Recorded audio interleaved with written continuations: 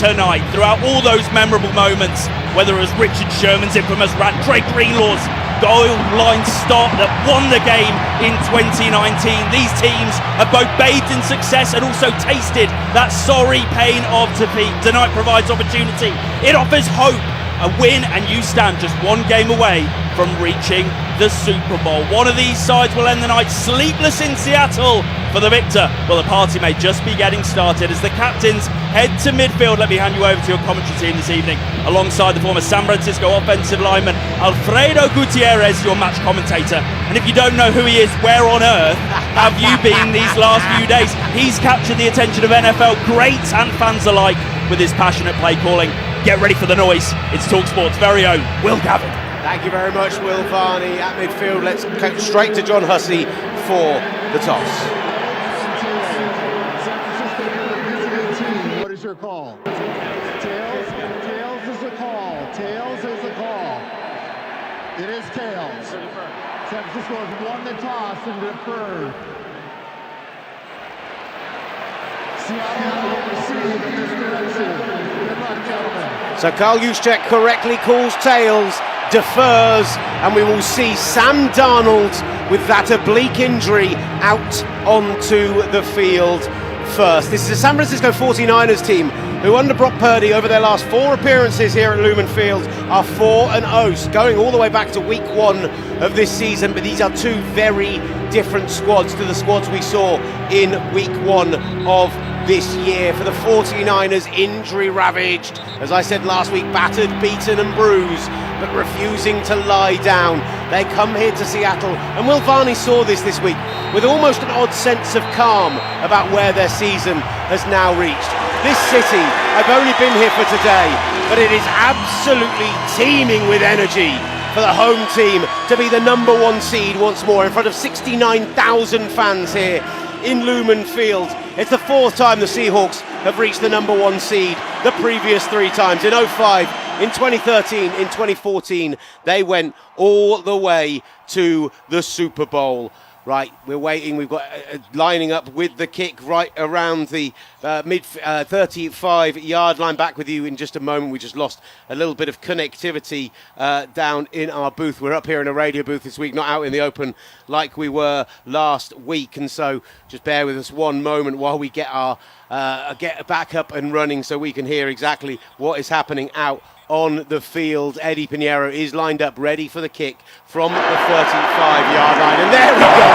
There are those Seattle fans.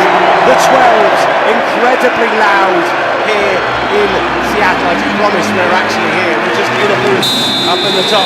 And as the referee, John Hussey, blows his whistle, Eddie Pinheiro lines up to take the kick. Back deep for the Seahawks, just a single man. In the middle of the field is Rashid Shaheed. He's going to receive it right on the E of the Seahawks, out at the 5-yard line, down to 10, 15, 20, 25. Gets Max finds a man, gets a hole, 25, 40. He's all the way down to the 50-yard line. Eddie Pinheiro tries to trip him up. 30, 35, 20, 25, 10, 5. Touchdown, Rashid Shaheed. The Seahawks take it 96 yards all the way for a touchdown. And there is a flag on the field, but if this is to count, it will be the second 95-plus yard touchdown of the season for Rashid Shaheed. We're going to have to hear from John Hussey exactly what this flag's going to be, but I think it's going to be for tripping on Eddie Pinheiro, and I think that's going to be a touchdown for this Seattle side. They are having a meeting right around the 15-yard line in front of us. We are hearing a little bit from the middle of the field, and well, the team's out on the field. Is that the special teams unit out there, or are we seeing the offense for the Seahawks? Bear with us, let's get what the call is. John Hussey, 5th fewest flags in a game this season, steps up to tell us exactly what this is. Bit of drama. And then his mic's not on, even more drama. The result of the play is a touchdown.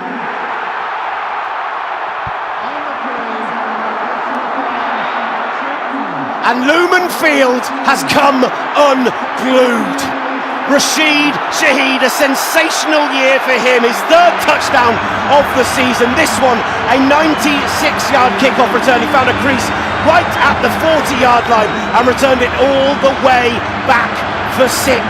And this 49ers team had such a narrow window to potentially win this game of football, as they're going to enforce the 15-yard penalty on Eddie Pinheiro for tripping on the extra point, making it incredibly short, around a 26-yarder, stepping up to take the kick.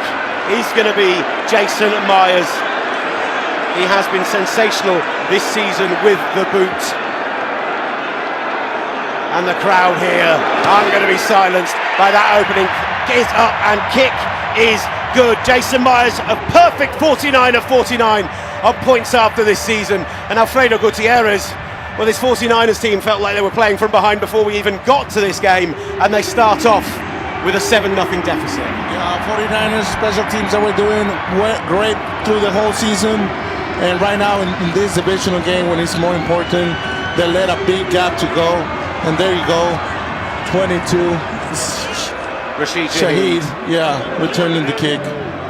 Oh, unbelievable. What a way to start this game. They couldn't start in a hole, they couldn't start down. This was not the way the 49ers could kickstart this game, and there are shades of Super Bowl 48 here, where the Seahawks came into the game so pumped up. Peyton Manning snapped the ball over his head, and they started the game with a defensive score.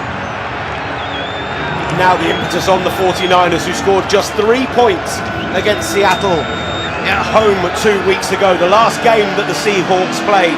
The lowest yardage total in Kyle Shanahan's history at 175, and it's going to be on Brock Purdy's shoulders to make some magic happen. Back to return the kickoff for the 49ers. Sky Moore on this right hand side. They go for a little grubber kick, and in fact that's going to be a flag on the play. I don't think that's fallen in the landing zone, and that means the 49ers are going to have excellent starting position to start this drive.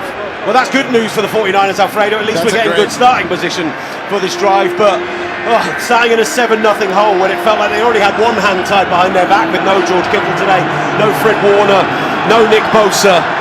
Now an opportunity for the Seahawks, if they can get a stop with this much vaunted #1 scoring defense, to put a clamp on this game early doors. Brock Purdy comes out under centre. Christian McCaffrey behind him in the backfield. It is 21 personnel with Kyle Juszczyk moving across the formation from left to right. Ricky Pearsall left, single receiver on the right hand side. Juszczyk into the backfield. It's a fake. Purdy looking downfield. He's under pressure. He's hit as he throws, and the ball falls incomplete right around the 40-yard line. The Seahawks will attempt to return this one. It's Nick Emenwari running all the way into the end zone to our far right hand side, but it is ruled an incomplete pass. Ball was going forward, and it will be a 2nd and 10 right around that 35-yard line. This is what it was all about: physicality, pressure down the middle, creating this disruption so Purdy won't be able to pass the ball. Brian Robinson Jr. into the game for Purdy. Jake Tunges in as well. Ricky Pearsall, Juwan Jennings split out left.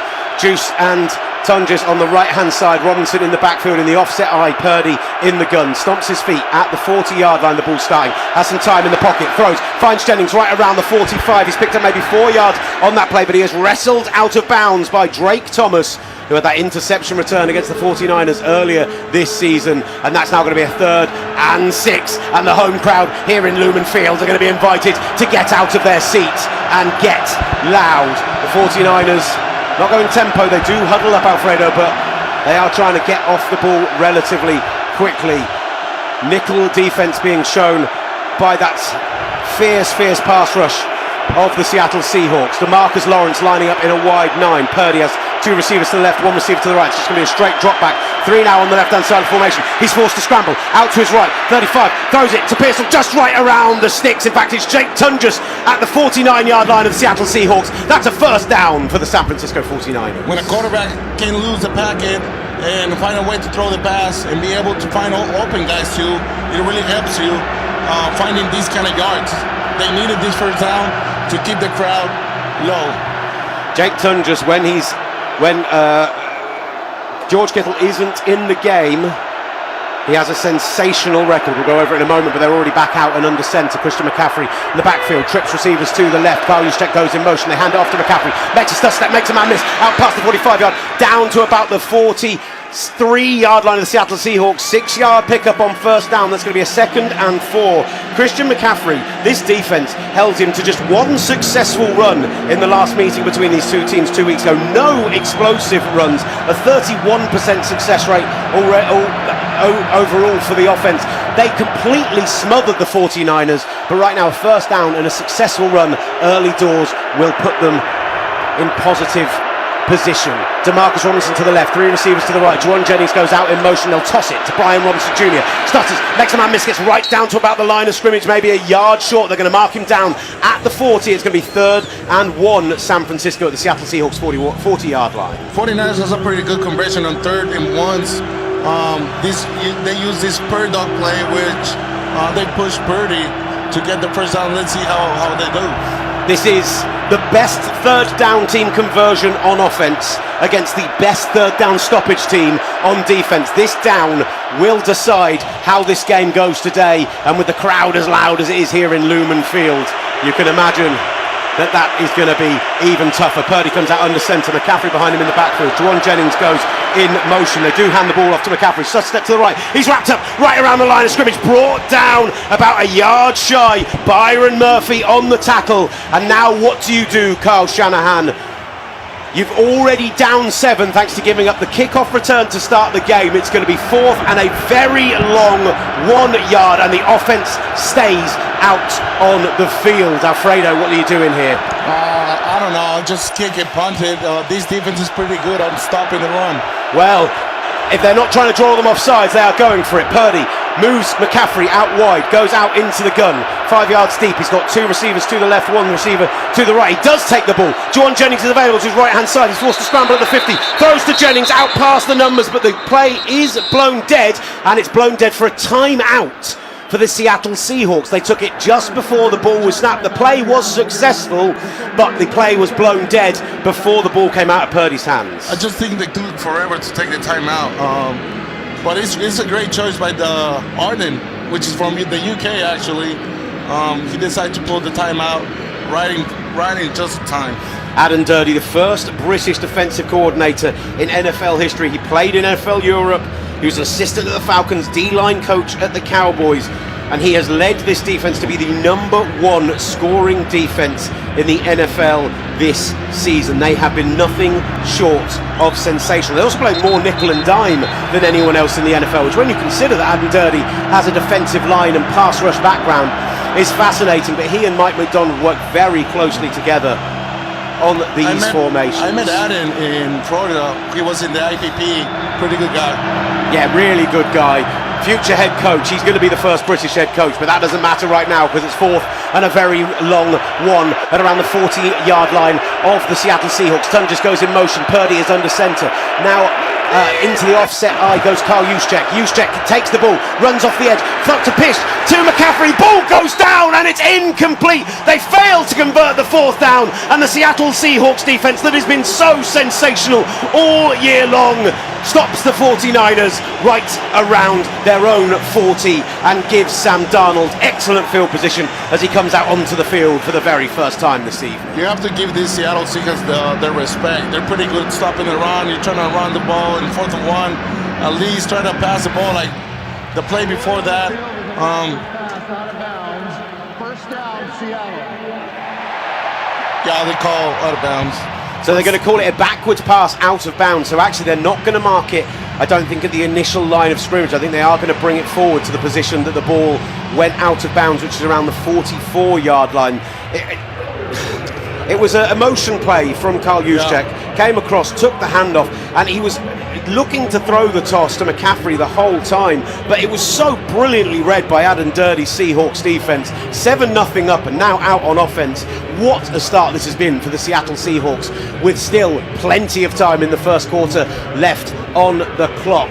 1st and 10. They are calling it at the 44-yard line. 11-16 left in this first quarter, gents. Let's see how this offense do. Remember that Sam Darnold he had an oblique injury, but he did pretty well last week. 2 weeks ago against San Francisco. Actually, they're playing back to back. I think if San Francisco had a real opportunity to win this game tonight, I believe so.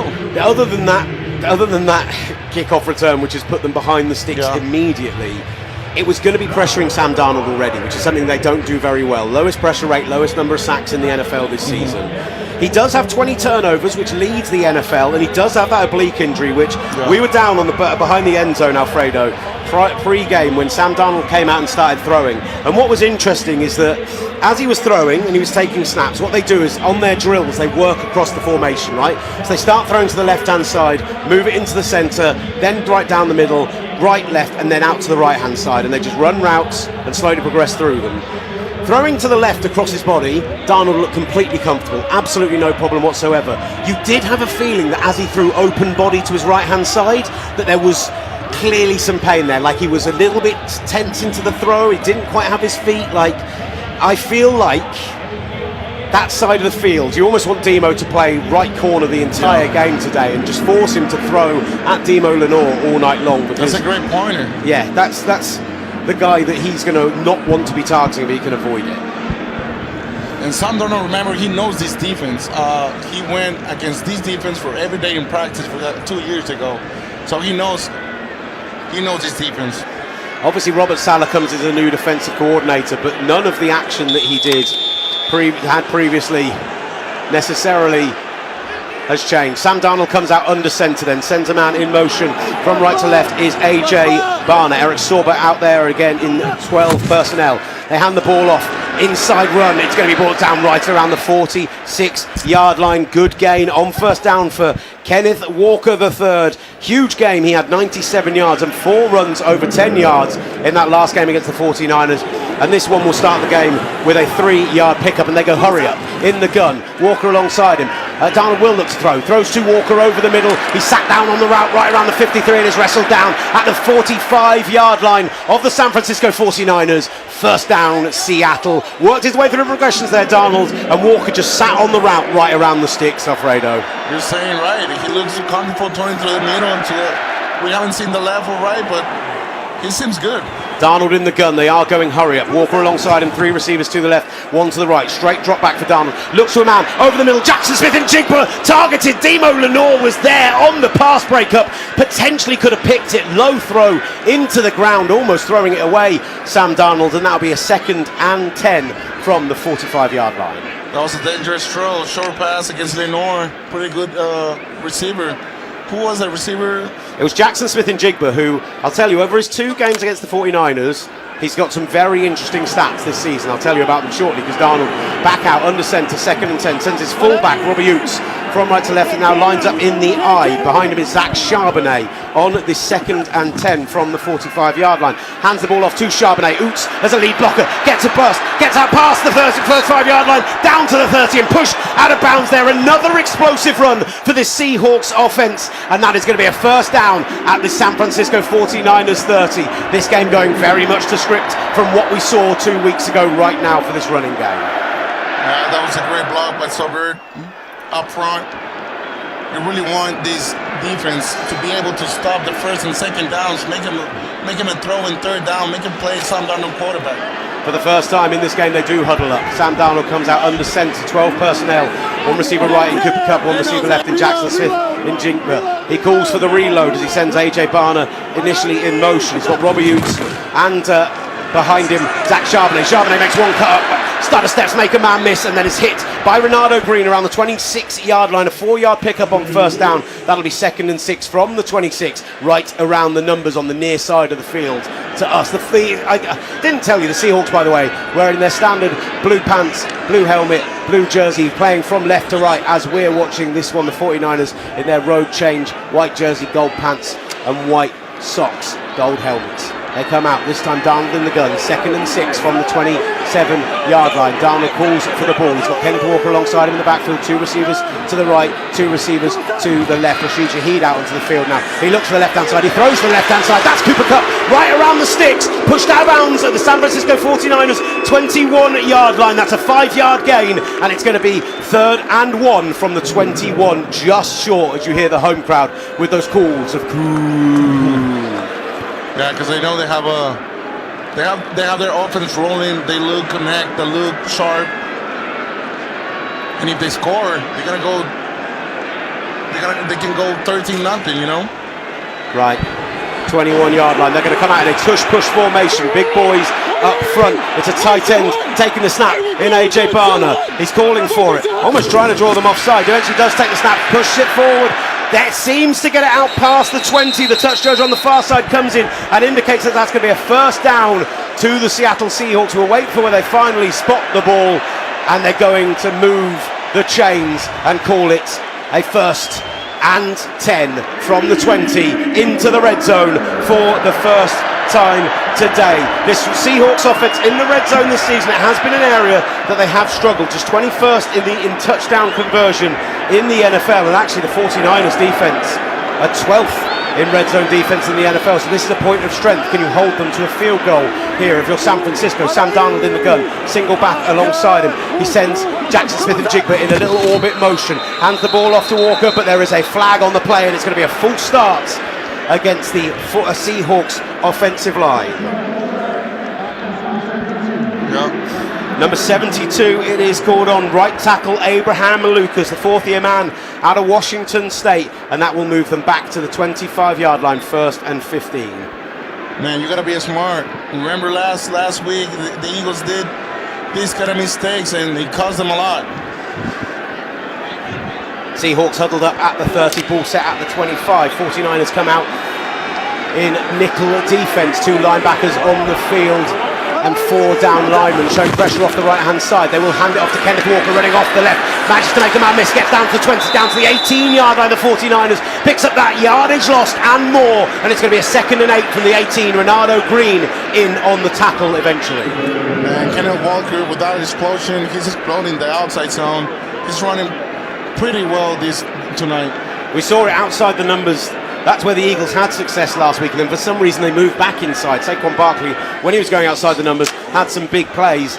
Now the Seahawks are exploiting what they saw from this 49ers defense last week. Sam Darnold under center, sending Cooper Kupp in motion from left to right. It's an offset eye behind him with Robbie Oots in behind Kenneth Walker. It's a fake, rolling out to his right at the 30, finds Cooper Kupp at the 11-yard line, spun out of bounds. He's going to be about a yard short of the first down once again, and this is going to be 3rd and 1 at the 49ers 11. Are we going to see another modified tush push like we saw AJ Barner being pushed over the line again? Are they leaving the big boys in for the Seahawks offense? Come in Rashid Shaheed, in comes Zach Charbonnet.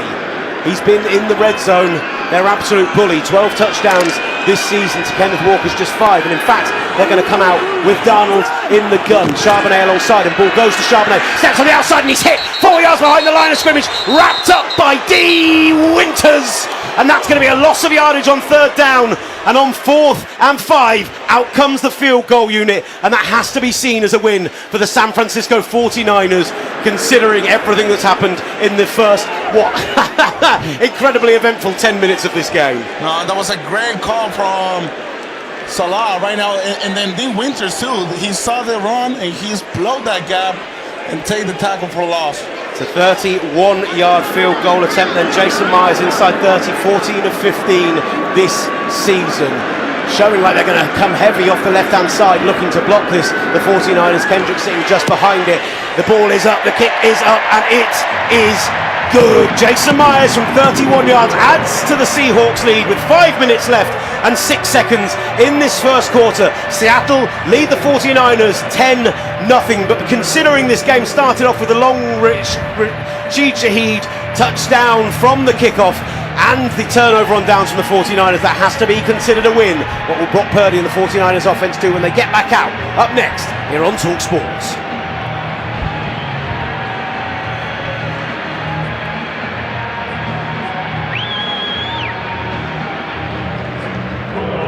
How are the effects sounding?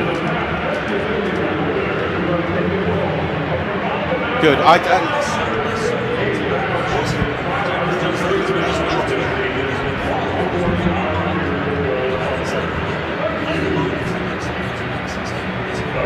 you want to switch it to line and turn it away and see how it sounds? And we also got our effects mic on now.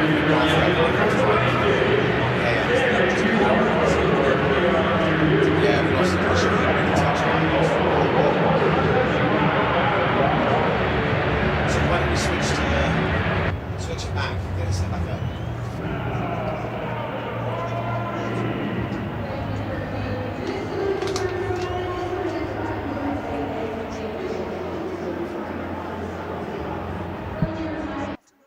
Right, had it right up.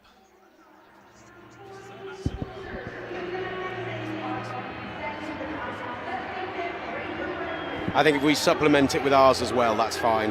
Where's ours plugged in at the moment? Yeah, that'll have to do.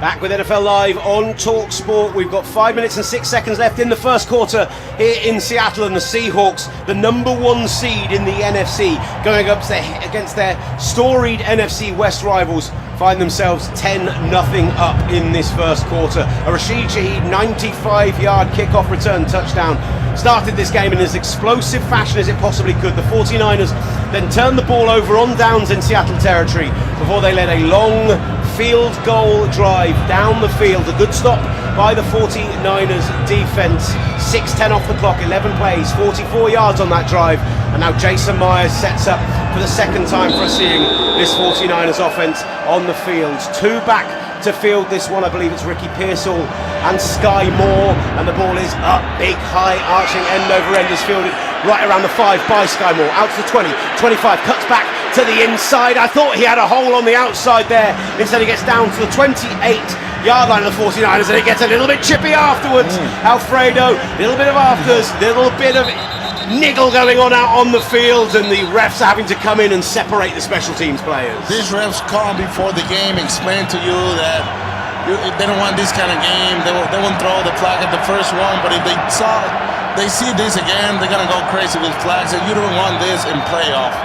This stadium, this Lumen Field, is one of the most imposing atmospheres in the NFL. But Brock Purdy is 4-0 here in his career. He is as settled of a quarterback as you'll find as he comes out in a T-wing formation with Juszczyk and McCaffrey either side of him. Sends Tunges in motion from right to left, and now Juszczyk goes out into the flat, hands the ball off to McCaffrey, running off the left-hand side, gets out to the 31-yard line of the Seattle Seahawks, and that's going to be about a 3-yard pickup on first down, 2nd and 7 out past the 30. Offensive line, they're doing a great job, but this defense is so aggressive, so physical, that they've been able to have the tackle before McCaffrey gets his gap open. Yeah, they are hit so early. This defense absolutely swarmed to the ball, as we've already seen in this game.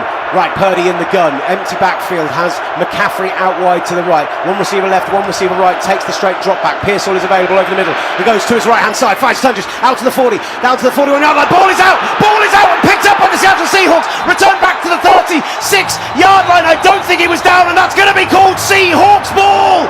This absolutely astonishing start to this game for the Seahawks defense as Julian Love scoops the ball back up for Seattle. They had the first down, they could have gone down. Instead, they went for it all, and Jake Tunges has the ball ripped out of his grasp by Ernest Jones. Unbelievable, this Seahawks defense is so special. When it looked like the offensive was getting this rhythm, it comes this big play from the defense. Seattle's defense is totally rocking this game. What a play it was initially from Purdy in the pocket. Had pressure off the right hand side. DeMarcus Lawrence was absolutely crushing the pocket on that side. Threw it to Tunges, and you thought first down, nice drive starter, picked up that first down, got out to near midfield. And it's just a brilliant play from Ernest Jones, who has 5 interceptions on the season, and now that forced fumble to add on top of it. As I say, Julian Love recovering it as the lineman came and tried to fall. In fact, I think it's Karl Juszczyk who tried to fall on the ball, and that is absolutely devastating for this travelling 49ers team. 5 interceptions and a first forced fumble on the season now for Ernest Jones. 10-0 then, the Seahawks. We are having a break as they do confer at midfield. Sam Darnold is throwing down here, and they've asked to reset the game clock to 4:17 as it continued rolling after the play. They're going to mark Julian Love down in the end at the 42-yard line of the San Francisco 49ers. And this 49ers defense, already very early doors in this game, have been on the field for 6 minutes and 23 seconds of the 10 minutes so far. They've had the only 5 days of rest compared with the Seahawks 13, and the one thing they couldn't do was get in a hole in this game. That actually hurts. You need to rest. You need to. Yeah, carry on. Oh, okay. You need to rest. You need to have at least 4 days, 5 days to be back on track. Even George Kittle says that it is like you have a car accident every day. You know, every play when you play football. So you do need those rests. And Seattle is rested. He has 2 weeks without contact, and you can tell they have a bunch of energy. Look, in no way am I making any excuse for any team in this situation. You have to play 11v11 on the field every down, fight every down for your brothers out there. But the record in the NFL when there is an 8+ day rest difference between teams, in this situation 13 days and 5 days, since 1984 in the playoffs, the team with more rest is 7-0. Yeah. They score an average of 20+ points. The opposition in 6 of 7 games have scored less than 10.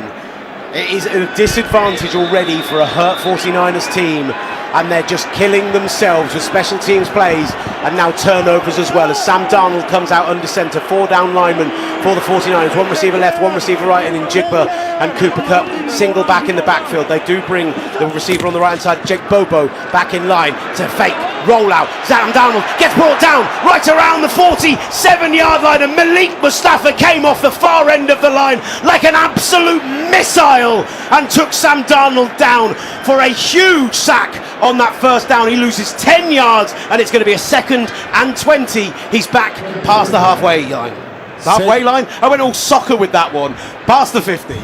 Second year Mustafa playing with absolutely.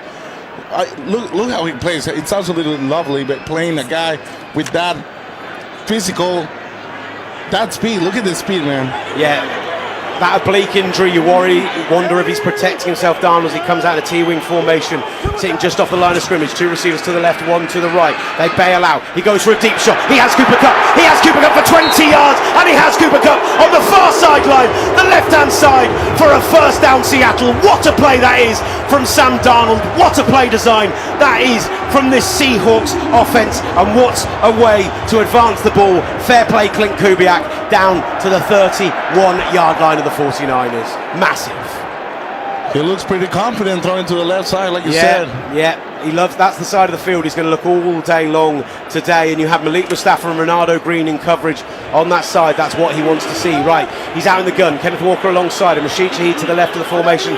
2 receivers to the right. He sends Jackson Smith and Jigba in an orbit motion and has him available on a screen. But it's a quick pressure from Upton Stout. Quick blitz, and he's forced to just throw the ball away. Sam Darnold, Upton Stout coming on the safety blitz off the left-hand side. And Sam Darnold cleverly turfs the ball. It's going to be 2nd and 10 at the San Francisco 31-yard line. I think the San Francisco defense is doing a good job. It's just the Seattle Seahawks, they just find a way to have a big play.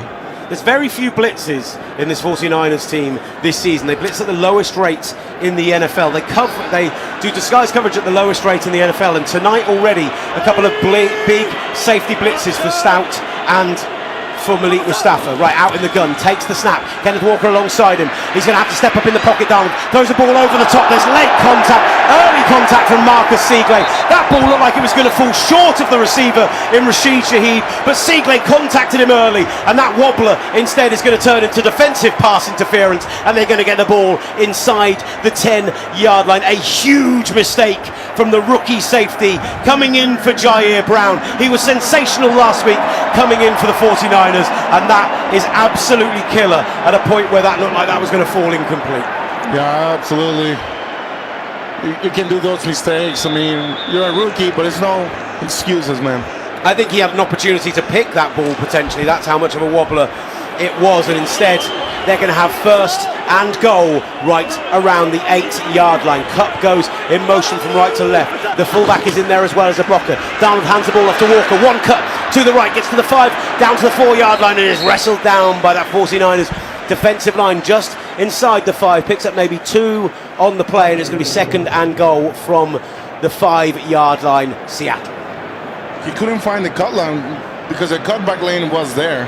They bring Jake Bobo, who's a great blocking wide receiver, and Robbie Oots out of the game, and they bring the receivers in Cooper Kupp and in Rashid Shaheed. Suggests throwing play, but Clint Kubiak has done a lot out of these looks this season. As Darnold comes out under centre, 2 receivers to the right, he already sends Eric Sorber, the former 49er, in motion from right to left. Now AJ Barner as well, lined up as a fullback in the offset eye. He fakes the handoff to Kenneth Walker, rolling out to his left. D Winters trying to close him down, and he just throws that ball incomplete. It's hit by D Winters as he throws the ball, and is claiming there should be a flag on the play. Has that been caught? I think that's going to go as a touchdown. Jackson Smith-Njigba, that's absolutely sensational. It looked like he was dirting the ball, Sam Darnold, and instead Jackson Smith-Njigba scoops that one up, and it's a touchdown Seattle. They go 16-0 up, and from our vantage point here, I thought that was no chance that was complete.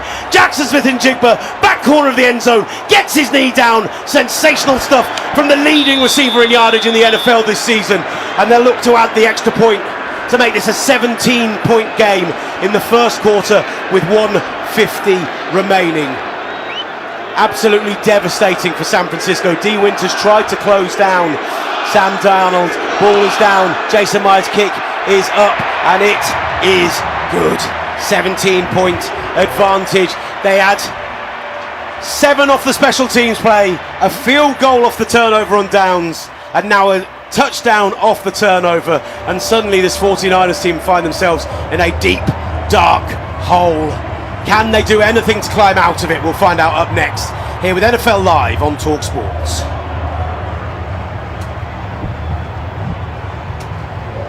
Mate, that was a case of I just couldn't see it past this glass. I need to look at the screen. I think we got away with the call. Thank you, mate.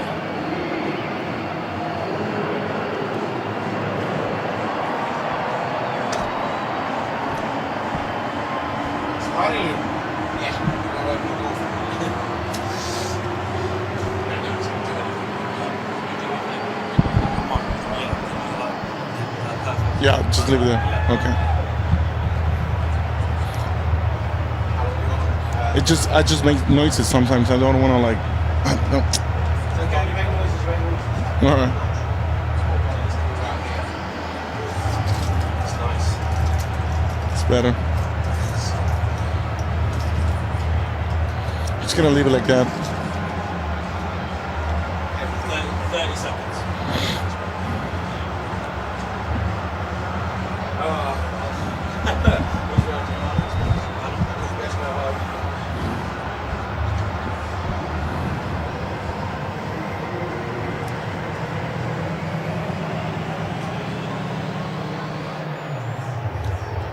You'll see the crowd going now.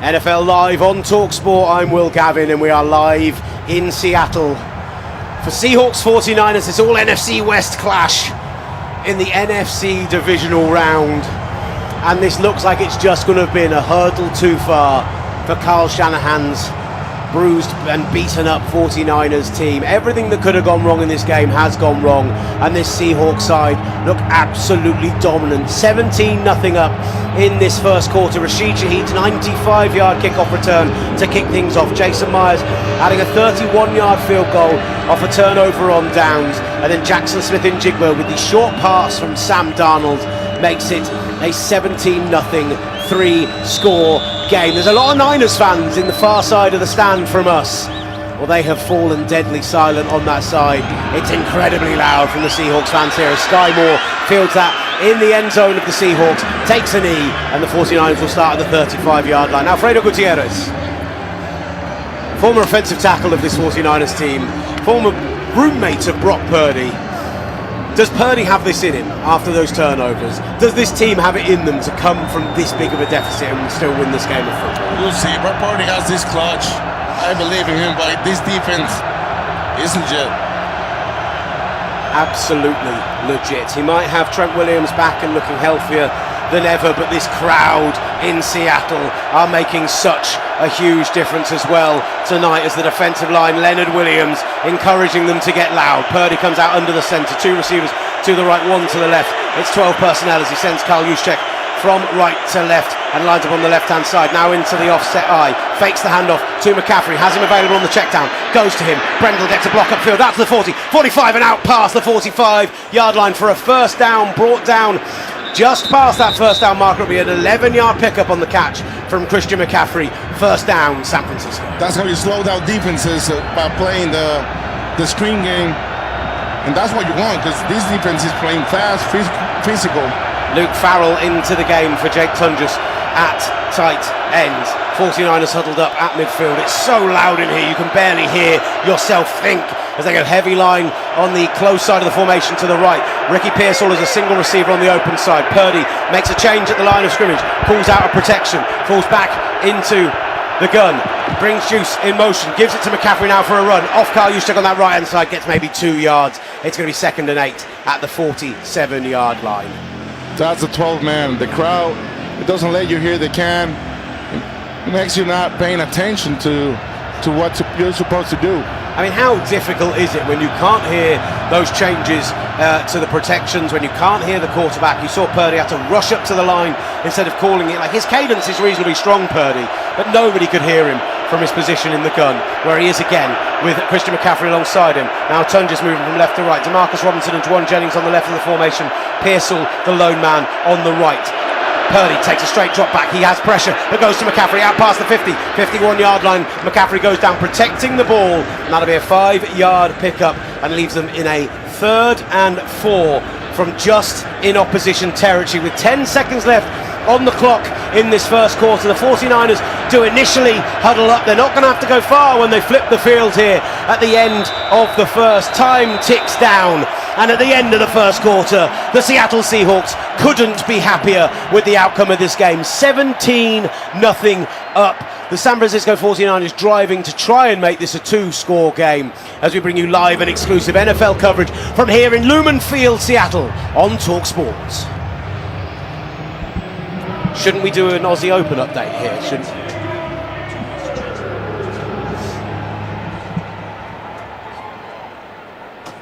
Hey, we can't because it's sponsored, and I'll get in trouble. I don't know, down here somewhere, like here sometimes.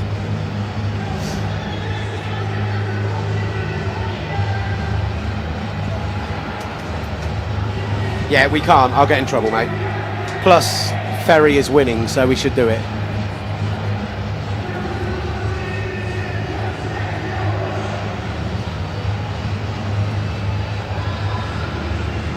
If we're not going to have time here, let's do it on the next time out. Is there an inline for it? Can you WhatsApp it to me? In fact, could you WhatsApp me the competition read and the... Or you, whoever.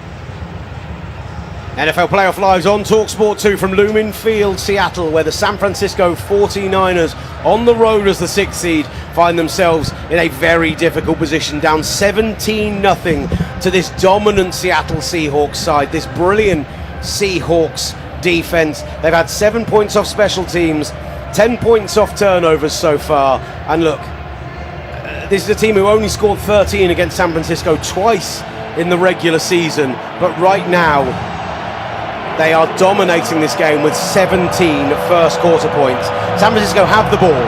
It's a 3rd and 4 at the 49-yard line of the Seahawks. DeMarcus Lawrence and Leonard Williams encouraging the crowd to get loud. 5 players with 40-plus pressures in this team. That defensive line is so fierce for the Seahawks. Flying around and causing all sorts of issues. Purdy comes out in the gun.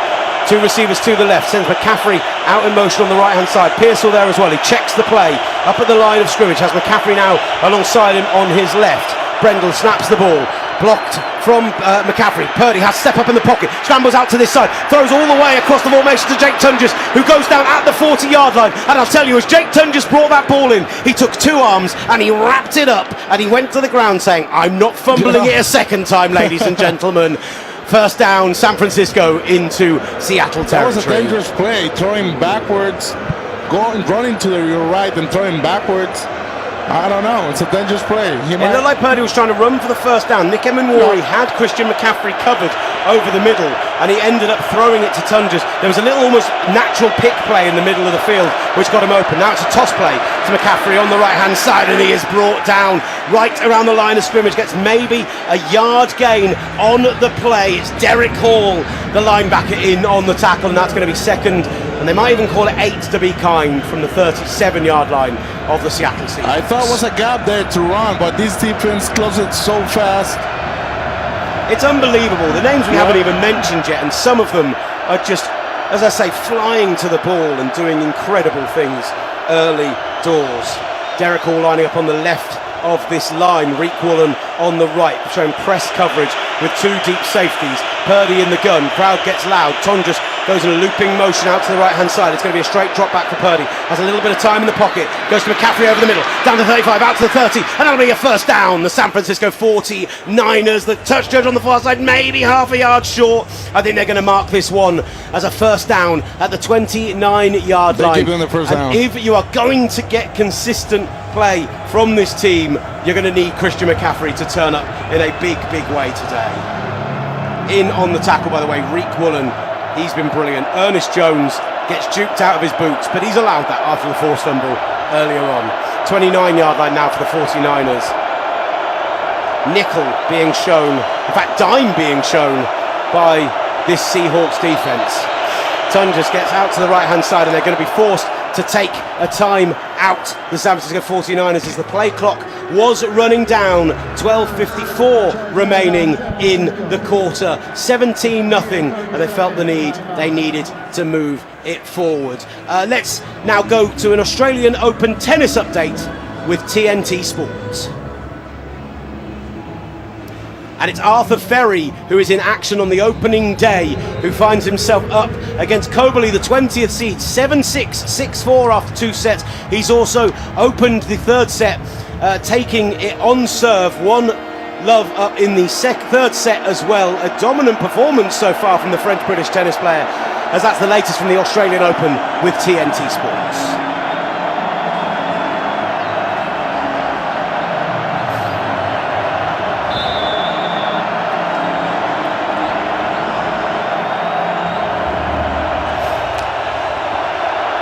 '49ers break the huddle.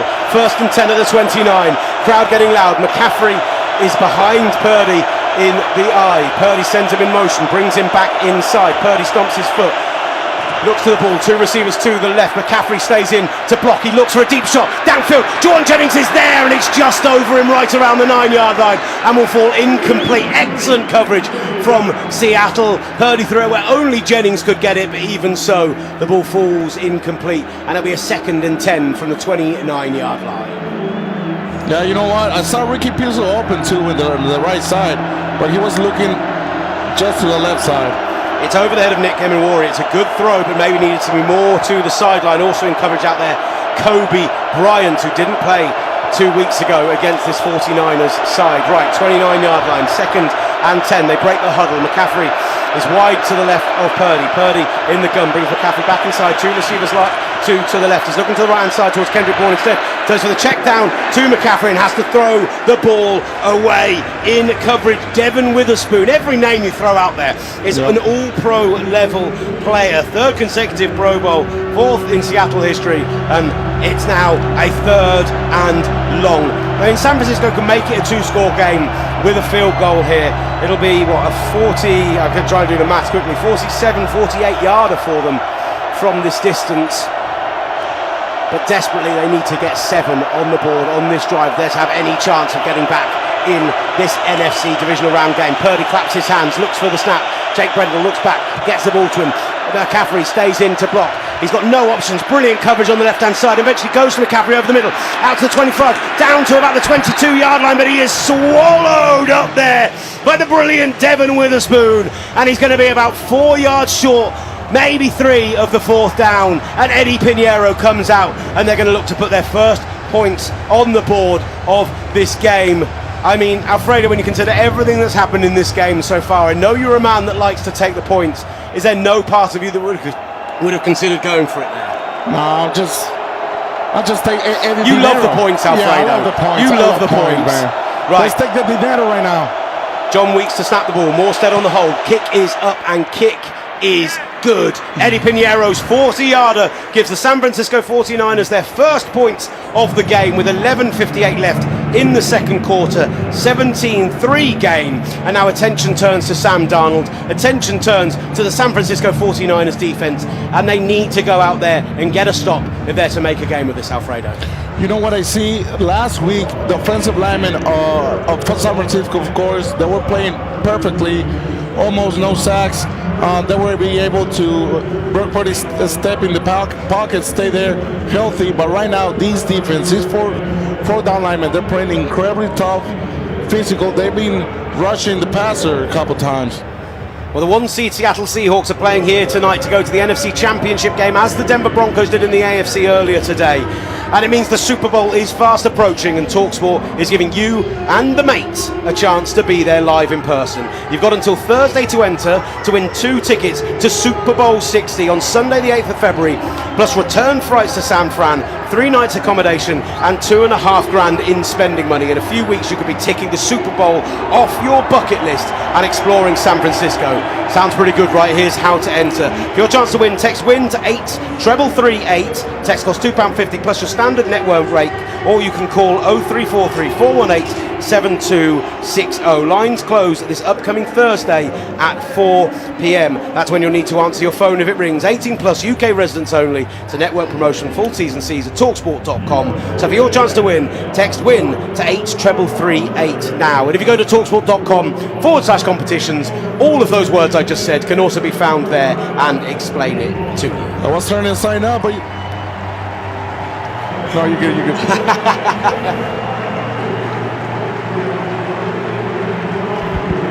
Go on, Alfredo, what were you saying? No, I was trying to sign up, but you said UK only. Yeah, I'm sorry, Alfredo. Well, it's in Santa Clara anyway, so can you not, get something wangled by the team, get them to sort you out? I'm not sure the 49ers going to be there based on the We'll see. We have two first more 20 minutes of this game. Yeah. Right, they do come out. 17-3 game. The 49ers defense have to get a stop. The Seahawks absolutely feeling themselves on the sideline in front of us. AJ Barner bumping in with Jackson Smith in jig, but they are so fired up and so ready to go. Single man back for the Seahawks, unsurprisingly, is Rashid Shaheed. A single blocker in front of him in Velus Jones Jr., who was brought up from the practice squad today and activated. And as we wait for the TV timeout and for the referee John Hussey to give us that signal to get us underway, the cheerleaders to our right hand side with their bright green, silver and blue pom-poms geeing up the crowd, who are all still on their feet in this lower bowl. It might feel like they're dominating so far, but the crowd here are acting like this is any other playoff game. Eddie Pinheiro's kick is high and going to drop right around the 5-yard line, where Shaheed will field it on the far right-hand numbers. He's got a hole again. He's out to the 35-yard line, brought down about the 37 in the end, and that means the Seahawks will start in relative plus territory. I mean, with Rashid Shaheed out there, should Eddie Pinheiro be considering just boosting this out the back of the end zone every time? I will do it because special teams from Seahawks, they're doing a good job giving the advantage of field position. The 49ers are the #1 special teams unit in the country. The Seahawks are the #3. The Seahawks very on top. Early doors. 1st and 10 then from the 37. Sam Darnold under centre, going from right to left. Centre man in motion in Eric Sorber. Has a single back in the backfield with Zach Charbonnet and hands the ball off, puts it in his gut. He goes to the left-hand side out to the 39-yard line, and he's wrapped up right around there by Eric Kendricks. About a 2-yard pickup on the play, and that'll be 2nd and 8 from the Seahawks 39. Yeah, I don't want to be too technical, but these combinations from... You be as technical as you like, sir. Yeah, no, just by Cross and Sambell, they've been great. They open the gap, but these defenses don't close their own time, and Listen, I see a weakness there. It's very unlikely that a left guard will win Offensive Rookie of the Year, but Gray Zabel has been nothing short of unbelievable this year. Darnold out in the gun, Walker alongside him brings Rashid Shaheed across the formation from right to left. It's a straight drop back. He's got Walker available on the check down. The defensive line overcommit. He gets out to the 40, out to the 45-yard line. Nice pickup on second down. He's going to be about 2.5 yards short of the first down marker. They'll call it a 3rd and 2 just inside the 45-yard line of the Seattle Seahawks. And well, you saw, I said there, Jordan Elliott and Khalil Davis both massively overcommitted there and gave Kenneth Walker the chance to pick up an extra 3 or 4 yards. What a way to slow down these defense. Kenneth Walker with explosive play right there. 3rd and 2. Darnold under centre. Shaq Charbonnet into the game. Heavy set line to the left-hand side on the tight side of the formation. Shaheed now moving from left to right. They fake the handoff. Darnold with time in the pocket. Looks to throw it. Goes for it all. Down the middle. Upton Stout in coverage and the ball falls incomplete. Right around the 10-yard line. Rashid Shaheed is there. And I just wonder, is that the kind of play where you know you're going to go for it on 4th down? No, Sam Darnold is coming off the field. They went for absolutely all of it. And the key there is the 49ers give up just the 1 first down. And for the first time tonight, the Seahawks' brilliant Aussie punter Mike Dickinson comes out to punt. Yeah, that was one question. I think it's the first time they're going to punt it in this game. Very much so. Mike Dickinson's season long this year is about a 60-yarder. He averages 49. He's going to be taking this at the 31, so looking to pin the 49ers back inside the 20. Sky Moore is back at the 10. He fakes out for it, tries to let it bounce, hopes it goes out of bounds, which it does, but is it on the sideline? I think it is.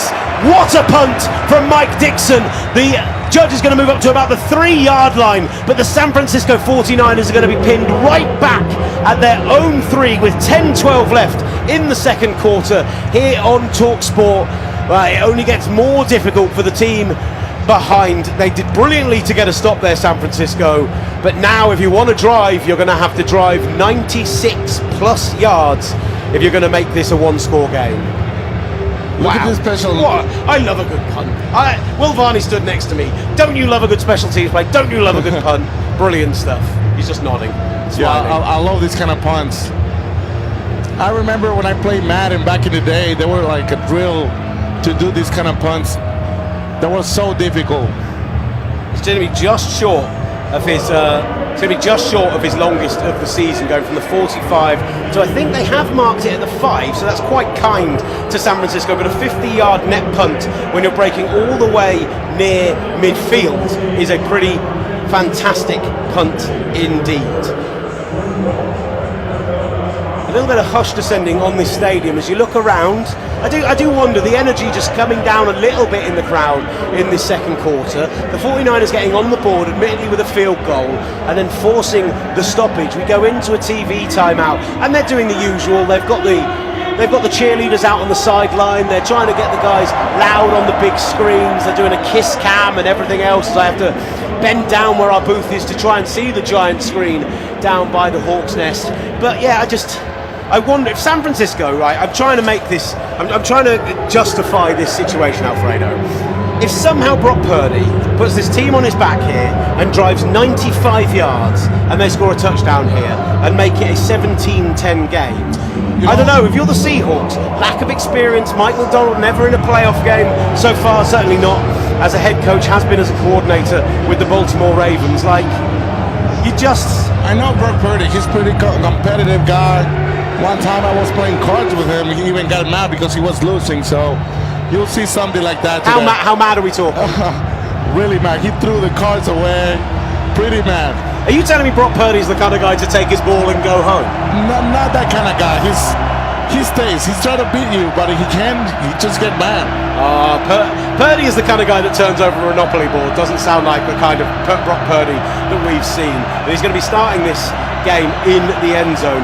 We're seeing on the TV screens here the two offensive coordinators of these two teams in Clinton Clay Kubiak opposite sides of the ball. Brothers and sons of Gary Kubiak as Purdy comes out under centre. McCaffrey right on the A of the Seahawks in the end zone. It goes to McCaffrey to try and buy some space. Does step, gets out to the 10, pushes a man and gets out to about the 13-yard line. Huge pickup on first down considering how deep they were in their own territory, and that's going to be a 2nd and 2 from the 13-yard line. And Christian McCaffrey is so elusive. It's wonderful to watch. I knew this play was coming. We do that play every Friday before the team plays. All right. They're actually going to put it down at the 12 and call it a 2nd and 3. Mark it a yard shorter. Purdy under centre. DeMarcus Robinson lined up on the right-hand side. They're going to give it ball back to McCaffrey. McCaffrey gets out to the 15. Wrestled down right there around the first down marker.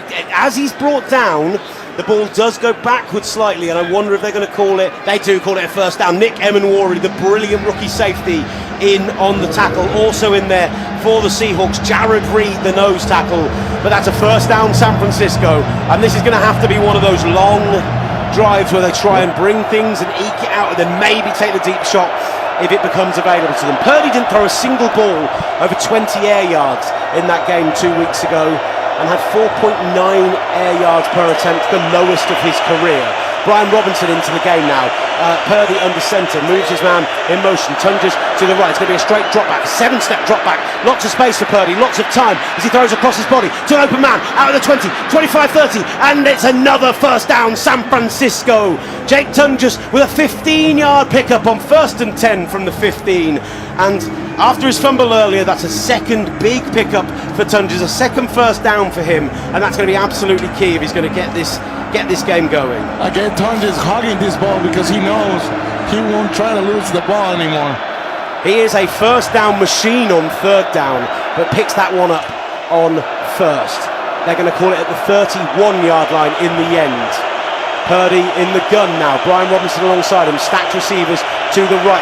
Robinson and Juwan Jennings. Single receiver to the left. They fake the handoff to Robinson. Under pressure. Over the middle. Tunges again. Out to the 45-yard line of the San Francisco 49ers. Another 15, maybe call it 16-yard pickup on that one. And it's another first down to San Francisco. He is no substitute for George Kittle, Jake Tunges. But back-to-back plays where he looked very Kittle-esque. He's becoming the go-to guy. The first go-to guy was Juwan Jennings, but now Jake Tunges is stepping up and getting the ball 2 times in a row. Right around midfield. Purdy under centre. They're going to mark it 1st and 10 at the 47. Give it to McCaffrey. Makes a man miss. Steps inside, then outside, and gets about 2 yards on the play. Blown up pretty early doors by this brilliant Seahawks defence. Leonard Williams in on the tackle, and the safeties and just everyone flies to the ball. Like, it's just this mass of blue anytime you try and run the ball up the middle. It's so difficult to figure out who's actually in on any tackle. I met Leonard Williams like 10 years ago in USC. When he was at USC, I went to a tryout. I met him there. 2nd and 8, ball at the 49-yard line. Purdy in the gun. He's 5 wide. Moves Christian McCaffrey now, moves across the formation. He's available as a check down, and they go to him at the 50 on that left hand side, out to the 45 of the Seahawks, and it's brought down right around the first down marker. The touch dodge on that side is going to give him the first down. I think that's a slightly generous spot, if I'm going to be honest, Alfredo, but we are a good 40-50 yards from that far sideline, so I'll trust the official, and we're going to call it first down San Francisco at the Seahawks 42. Excellent drive coming here from this team. Just had a big bit of injury news regarding Bo Nix in the Broncos game and a fractured ankle. We'll tell you more about that in the next break of play, because right now the 49ers are moving. Brian Robinson splits out as a wide receiver to the left-hand side.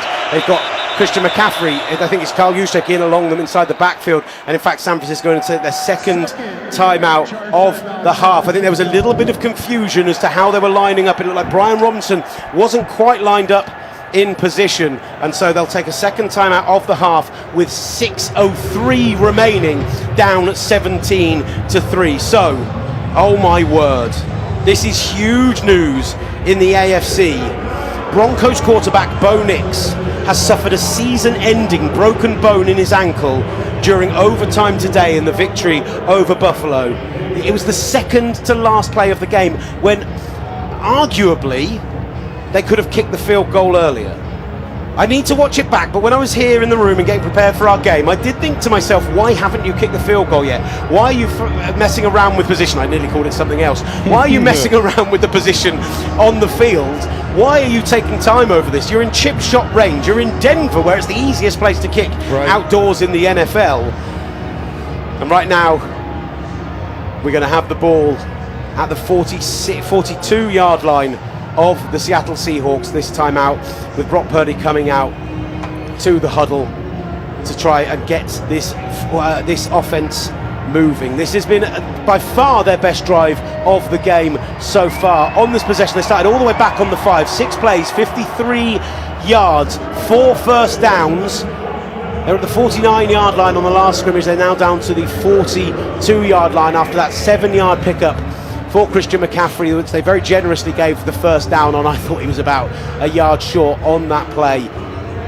And if they're going to have any chance of winning this game of football, having been in a 17-point deficit, they desperately need to score the touchdown here, make it a 7-point game, and try and go in at the half with that at least. If not, try and add to it with a 3 and out. I mean, I know I'm asking a lot from San Francisco here, but what I want is an entertaining game of football, Alfredo. I know, there are rooting interests in this booth, clearly, but what I just want to see is a great game of football. I've flown 9 hours today to come and watch this game, Will Varney. We desperately want to see a great game of football. I can't believe that Bo Nix news. The AFC Championship game is the early game next week. And if you're going between the Texans and the Patriots tomorrow night in New England, boy, that Texans defense against a backup quarterback, I don't care how good Sean Payton is, that could be terrifying. They've got to be desperate that somehow the Patriots pull something off, and maybe with the home field advantage and everything else. Can they win a Super Bowl without Bo Nix though? There's a couple stories that a backup quarterback goes and win it all. Right, out come the 49ers then, 42-yard line. Purdy in the gun, 1st and 10 from here. 6:03 remaining, down 14. Brings DeMarcus Robinson in motion, hands the ball off into a jet sweep. It's a little trick play, back to Purdy again, back to Robinson again as they set up a screen on that side, and they're going to pick up maybe a yard on the play on that left-hand side. They tried some trickeration like we saw last week on that bang-bang play, but in the end the ball back to Purdy. Brilliant coverage downfield. This isn't that Eagles defense, that's not a bad defense, but this Seahawks defense put an absolute clamp on what San Francisco were trying, and it's going to be 2nd and 9. All of that flourish for a 1-yard pickup to the 41. Yeah, you can see how disciplined this defense is. Unbelievably so. 41-yard line then, San Francisco. Purdy in the gun. Christian McCaffrey alongside him. 2 receivers to the right, 1 to the left. It goes to McCaffrey up the middle, bounces off a man, wrapped up by Leonard Williams, picks up maybe 3 on the play, gets inside the 40 down to the 38-yard line of the Seattle Seahawks. And it just swarming to the ball yet again. Leonard Williams first in on the tackle, but the moment the first person contacts him, everyone else swarms in, and this is a huge 3rd and 6. Now in the regular season, Jake Tonjes was targeted 10 times on 3rd down. He had 7 receptions for 69 yards and 7 first downs. Is he going to be the go-to guy here? He lines up tight to the formation on the left. Pearsall to the right. 2 receivers to the left in Jennings and DeMarcus Robinson. Trent Williams with a brilliant block on the left. Thrown over the middle. It is to Pearsall. Does he bring it in? A brilliant catch at the 23-yard line, and that's a first down to the San Francisco 49ers. He gets 6 yards and he gets the rest of it as well. A 14-yard pickup, and they're down to the 23-yard line of the Seattle Seahawks. And Ricky Pearsall, for the first time today, shows just what he's made of with the ball in his hands. Oh, there is a claim that this ball has hit the ground. You can hear the home crowd shouting for it. San Francisco rushing up to the line, but I think this play is going to be reviewed, and I haven't seen the replay myself, but I think it might come back. Pearsall is claiming his arm is under the ball. And John Hussey has come out and said that play is coming back. I initially wondered if he did get it. It's a brilliant route by Pearsall as he comes inside, gets his left arm under the ball. I don't know about that, you know. Ball comes in, his left arm is under it, his hands are under it. Oh, it does. There's movement there. Right at the end of the play. Control there. They are going to review it, I think. This appears to be a John Hussey initiated review. We didn't see a red flag from Kyle Shanahan on that far right hand touchline. but the field goal unit is lining up. So after the review, play is confirmed. It's going to be a big field goal from here. A 56-yarder in this cauldron that is Lumen Field. Eddie Pinheiro has been absolutely money this season, but can he be money from this distance? Ball is up, kick is up, and it is good! Sensational kick from Eddie Pinheiro, just sneaking over the bars, and while it remains an 11-point game after that drop from Pearsall, to make this a 11-point game will feel like a win for San Francisco. 4:32 left in the second quarter, 17-6 game, live and exclusive NFL action from here in Lumen Field on Talk Sports. My nose is just absolutely streaming.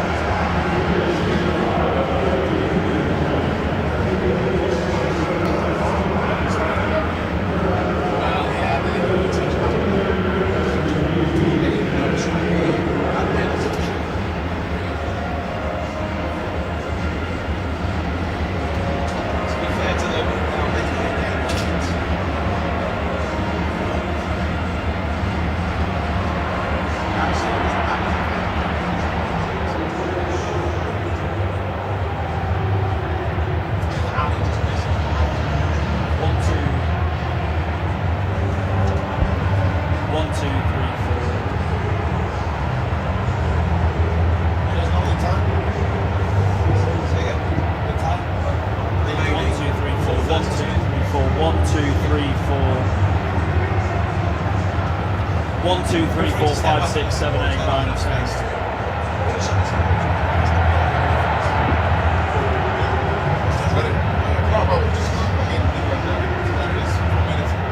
1, 2, 3, 4, 5, 6, 7, 8, 9, 10. 1, 2, 3, 4, 5, 6.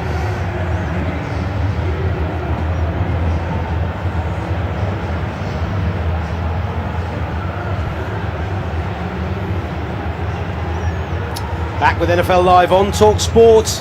I'm Will Gavin, bringing you live and exclusive NFL playoff coverage from here in Lumen Field, Seattle. The divisional round in the NFC, where Seattle burst out into a 17-0 lead in the first quarter. Touchdowns on a 95-yard kickoff return for Rashid Shaheed, a field goal, and then a brilliant touchdown scramble on a scramble drill for Sam Darnold to connect to Jackson Smith-Njigba in the back of the end zone. In 7 games against the 49ers, that's Jackson Smith-Njigba's first touchdown against them. San Francisco have come back with back-to-back drives of field goals, having turned the ball over on downs and a fumble on their first 2 drives of the game. But with 4:32 left in this second quarter, they find themselves down 11 and in desperate need of another stop on defense. The last drive out, they did a very good job. Right, 3 plays, just 8 yards gained after the big Rashid Shaheed return out past the 35. They need another 3 and out here, Alfredo, surely. You know what, Brock Purdy feels pretty confident in playing here. He's 4-0 playing in Seattle. Yeah, he is. Right now it feels like he might fall to 4-1, but still a lot of football to be played tonight. Pinheiro with a low bouncing kick all the way out the back of the end zone. We talked about it, didn't we? Rashid Shaheed back there, the huge kickoff return to start the game. Just accept it, make it bounce in the landing zone, and take it from the 35-yard line. It is so tough to do that. You either have to absolutely boom it all the way out of the back of the end zone, or you have to do what Pinheiro did there, which is that kind of grubber kick along the ground, that Aussie rules football style kick. And that's an excellent position for them to start. And in fact, they're going to move the ball all the way back to the 20-yard line here. I'm just looking for confirmation of that was in the landing zone. Touch back to the 20. Was there a penalty? Anyway, they're going to start at the 20. Excellent. Sam Darnold under centre. Let's go from here. 80 yards they're going to have to go for the touchdown now. He sends his fullback in motion, kills the play at the line of scrimmage. Darnold takes the ball. It's a crack toss play to Kenneth Walker. Step up field, gets maybe 4 yards on the play, but he is wrapped up and brought down right on the line of scrimmage. In on the play is Sam O, and that'll be a short gain on what looked like initially he could burst free. 2nd and 7, this will be at the 23-yard line. Abraham Lucas right there with an excellent block on front. Sam Okunwanu is one of those players who natural talent, he might not be a Nick Bosa, he might not even be any of these guys in the Seahawks defense, but man, does he play with an insane amount of effort. I love the guy. Darnold in the gun, 2 backs alongside him, Jackson Smith and Jigba, and Kenneth Walker. He kills the play. He has Rashid Shaheed to his left, Jake Bobo to the right. Suggests running play. It is a running play. Gives it to Walker. Hit behind the line of scrimmage, but he makes a man miss. Out to the 30. Nearly to the 30. He stopped right at the 28-yard line. Kenneth Walker, brilliant contact balance there. Eventually brought down with Marcus Siegle and Renato Green in on the tackle. And that's going to be 3rd and 2 at the Seattle 28-yard line. And unsurprisingly, the sickle comes out, the hammer goes in, and Zach Charbonnet is into the game, with Keon White coming in for the 49ers. We're not seeing a lot from him so far today. Maybe they're expecting a bit of play action, bringing the straight up pass rusher in. Well, in fact, they're playing in the I formation. It's a fullback in Robbie Oots in front of Zach Charbonnet. It's a toss play out to this side. Kendricks is there. Siegle is there. Wrapped up a good yard short of the first down. There is a flag at the back of the field, and it's going to be holding against the San Francisco 49ers. In an area of the field that did not affect the play. It's a mistake you cannot make, and that's going to be an automatic first down for Seattle. Although we do have a man down for Seattle on the field this near side. It is Zach Charbonnet who goes down holding his left leg and looks like he is in a lot of trouble right at the 20-yard line, 8-yard line in front of us. Seattle will be delighted to get the first down from the penalty, but he's down in the field of play, and they're just confirming the hold on that play. John Hussey hustling up his team. It's going against Demo Lenore. We'll wait and see the replay on it. It's frustrating, right? Because in that situation, it's just not going to affect it. They're going to say it's in the centre. They're going to say it's 92. Jordan Elliott spinning around the centre, Jalen Sundell. I mean, it doesn't affect the play in any way, shape or form. I totally understand why you have to throw the flag. But we saw last week in Philadelphia that the referees very much played to the let them play motto that we often see in the playoffs. And this is a referee in John Hussey who has had the 5 fewest flags in the NFL this season, just 13.7 flags per game. San Francisco have the 2nd lowest number of flags in the NFL this season. Seattle have the 8th lowest. So wow. this should be a very clean game of football. And right now the 49ers have handed Seattle a first down at the 34. Zach Charbonnet is up onto his feet. He is being walked to the blue tent. It's straight to the blue tent indeed. He did get up and he is walking under his own volition, although with 2 trainers either side of him. That left knee clearly causing him some issues, but it's a positive situation when you consider it's right around the edge of the field that we saw George Kittle go down last week. That maybe this isn't something along the lines of an ACL, maybe it's a PCL, maybe it's just a pulled ligament, whatever it might be. It looks a little less serious than initially thought, which is good news for Seattle. You never know now, because even if he stands up and walks, after a few minutes, they said rule out injury of ACL, PCL, some sort of injury. There was also on that play, D. Winters connected helmet to helmet with Zach Charbonnet as well. Ollie Hunter back in the studio flagging that to us. Question of could it also be potentially that's flagged as well, but he's definitely gone off limping and holding that left knee, so maybe they're checking for concussion in the blue tent at the same time if that's been called by the independent adjudicator in the stadium. But certainly it's the left knee that seemed to be troubling him as he was going off the field. You know what I see? I see that this defense, 49ers defense, they're stopping this Seattle's offense, but when they have a big play, they do have a big play, like 8+ and 5+ yards, and that's affecting a lot of this way of playing of this 49ers defense. Kenneth Walker had a massive 97-yard game against this 49ers team 2 weeks ago, but more importantly than the 97 yards, which took him above 1,000 for the season, was those 4 carries of 10+ yards, those explosive plays which just absolutely put Seattle on his back and really killed this 49ers defense. Yeah, they've avoided those for the most part today, right? There's that Zach Charbonnet 15-yarder, but Kenneth Walker hasn't gone over 5 yards on a play so far. We're just seeing that possible contact from D. Winters. Doesn't look pretty innocuous, but the knee definitely looked like it was an issue as we wait for John Hussey to to get us back underway. Sam Darnold breaks the huddle. 1st and 10 at their own 34. 2:48 remaining. 2 timeouts for Seattle, 1 for San Francisco. Darnold comes out under centre. Bunch receivers to his right. Single receiver and Raheed Shaheed to the left. It goes on a toss play to Shaheed. Round the outside. He's got so much space out there. Blockers out in front of him. Out to the 50. 45-40. Down at the 36-yard line of the San Francisco 49ers. They fake the ball to Kenneth Walker.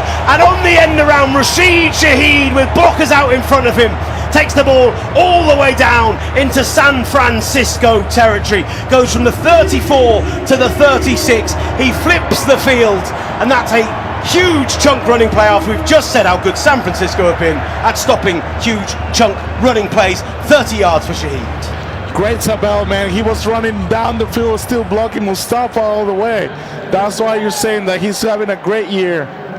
Gray's Abel, taken 25th overall by the Seattle Seahawks team, is a player who it was speculated maybe the 49ers would consider moving back into the first round to get. I thought they were going to... He fits that Shanahan system so well with what he does, but they're going to have to go up against him time and time again in the division, and you get these guards these impact players on the interior who are so movable, who are so good at getting downfield, who are like Alfredo. I say this to a man stood next to me who is an absolute unit of a man, but incredibly athletic. To be a Gray Zabel and to be as athletic as he is, as we hit the 2-minute warning, by the way, that's why we've got a timeout here. To be as athletic as he is, to get into open space and does what he does, when you consider he's 6'6" and weighs 316 pounds, that's big for a guard. And yet the speed that he showed downfield there against Malik Mustafa was unbelievable. Yeah, pretty fast, 300 pounds. What was your 40 time, Alfredo?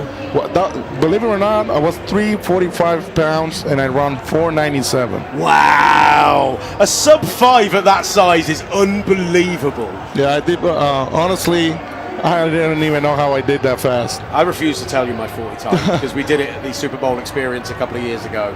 And I ran the 40 about as quick as Linford Christie runs 100 metres. It was embarrassingly slow. You know what? I did track in high school just for shot put and discus. But all right, yeah, okay, that makes sense. But you practice. I can imagine you hammer throwing as well. That works. If people aren't watching on the stream, by the way, you can find it on TalkSport YouTube channel and on the TalkSport USA YouTube channel. You will see what an imposing and huge man he is. So when he said he ran track, I thought no run track, but they teach you during the summer before the track meet starts.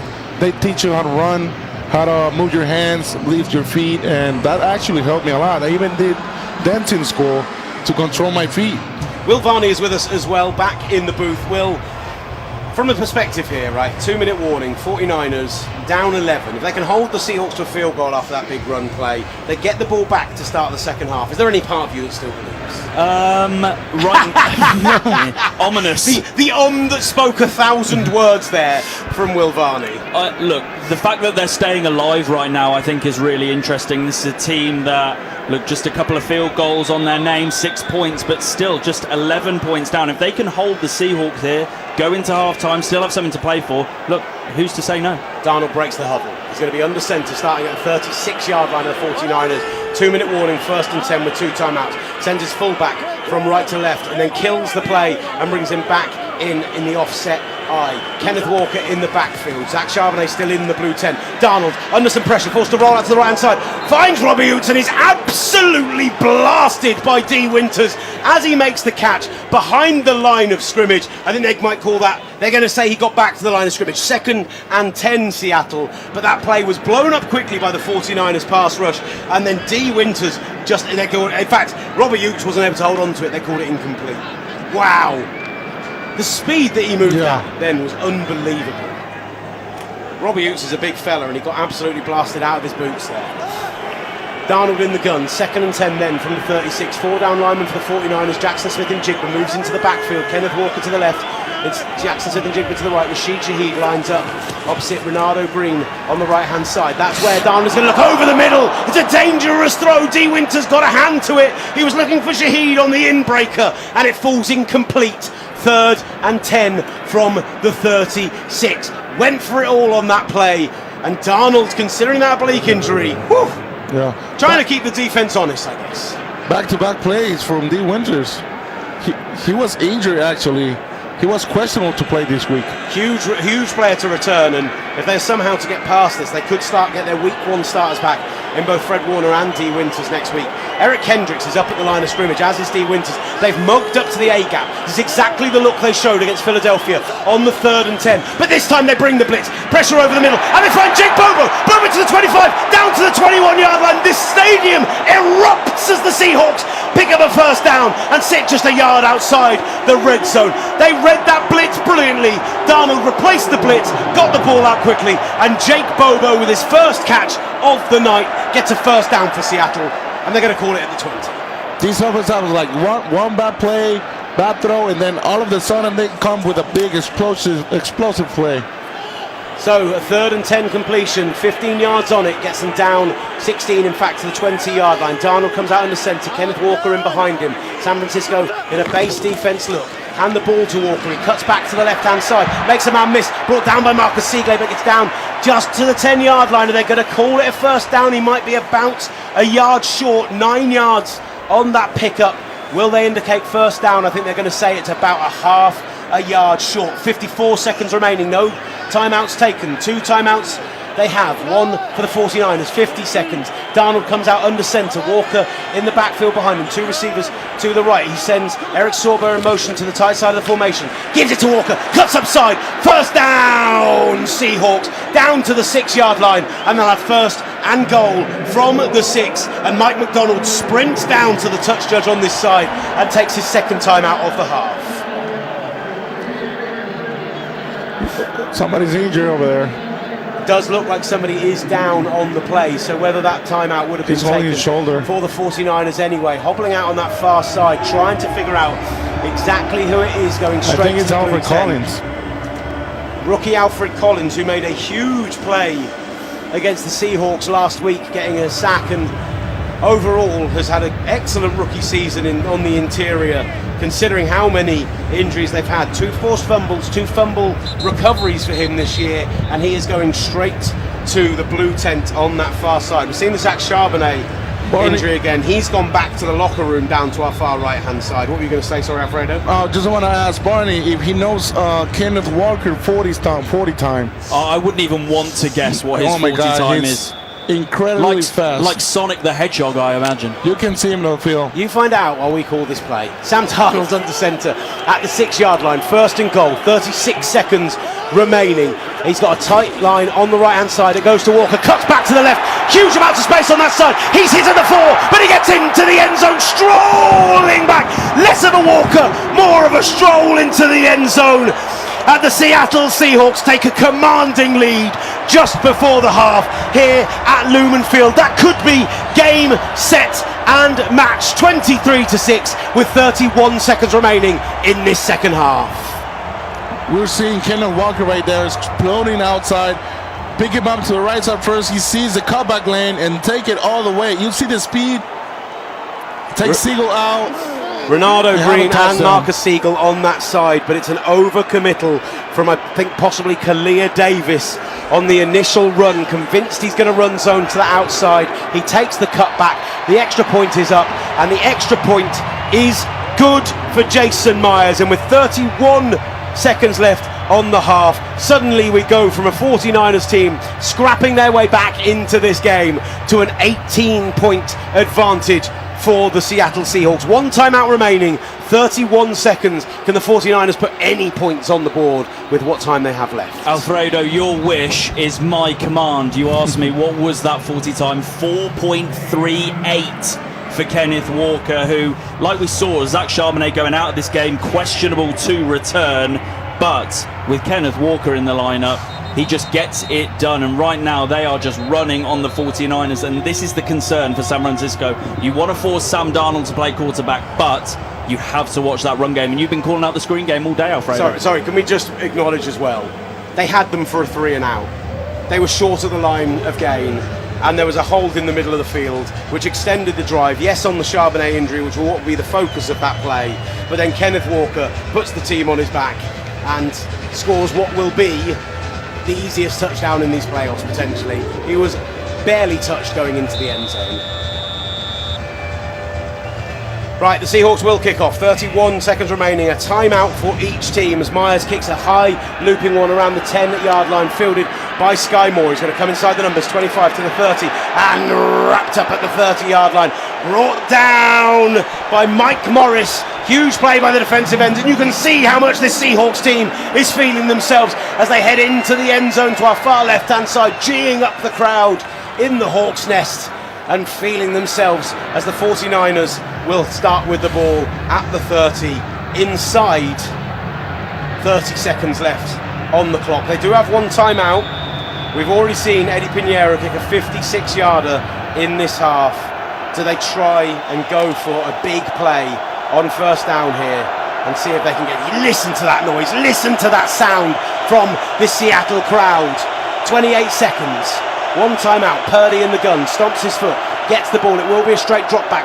Right hand side of the line collapses, Purdy has to step up, tries to find McCaffrey over the middle and throws it incomplete at his feet around the 40. Brilliant pressure off the right hand side of that line by this just swarming Seahawks defence. Boye Mafe in on that one, and whilst Purdy did well to step up in the pocket, there was just nothing for him downfield. Yeah, McCaffrey coming off possibly... just looking like he's limping ever so slightly as he comes off the field. Doesn't look serious, just a little bit of a knock maybe, but he comes out of the game for this play, and Brian Robinson comes in. Purdy in the gun, Robinson alongside him, two receivers right, one to the left, a tight end in line, stays into block, he is under pressure again. Purdy is forced to scramble, out to the 30, 35, down to the 40, has a first down, 45 down to the 49-yard line of the Seahawks. Huge play from Brock Purdy there, and San Francisco will call that remaining timeout with 13 seconds remaining as Purdy gives them a chance with a 19-yard scramble almost to midfield. It's something that he's been able to do all season long, Brock Purdy, using his legs, giving the 49ers a chance, able to step up there, he's able to move, but like you said, Will, and you've been saying all first half, swarming. That is exactly what this defense does. The talent, the athleticism, it is clear when you see it in person as well. This is a unit all working as one, and it just is testament to the job that Mike McDonald continues to do with this team. And look, not unlike the Eagles game last week, key moment there is that Ernest Jones took him down in bounds. Just like the end of that half last week, that forces them to take the time out, and with 13 seconds remaining, realistically they want to get 15 to 20 yards with 13 seconds, and they need to be able to use the sides of the field, and it's going to be a Seahawks timeout. It was a bunch formation to the left with Jennings, I believe it's Kendrick Bourne coming into the game, and Demarcus Robinson, so Juwan Jennings, Demarcus Robinson and Bourne on that left-hand side. Pearsall in isolation on the right. Single running back in the backfield was Brian Robinson, and the Seahawks waited to see what the formation was, see if they could get a bit of an indication of what the 49ers play would be, and with 13 seconds remaining, they take their final timeout of the half. Shanahan jokes with Purdy about his legs. He told him mini Bosa because Kyle Shanahan says that they have the same legs, big quads, and they call him on meetings, hey, Mini Bosa. So He's had to use them all game, hasn't he? Mini Bosa indeed. We could do with him in pass rush if he is a Mini Bosa.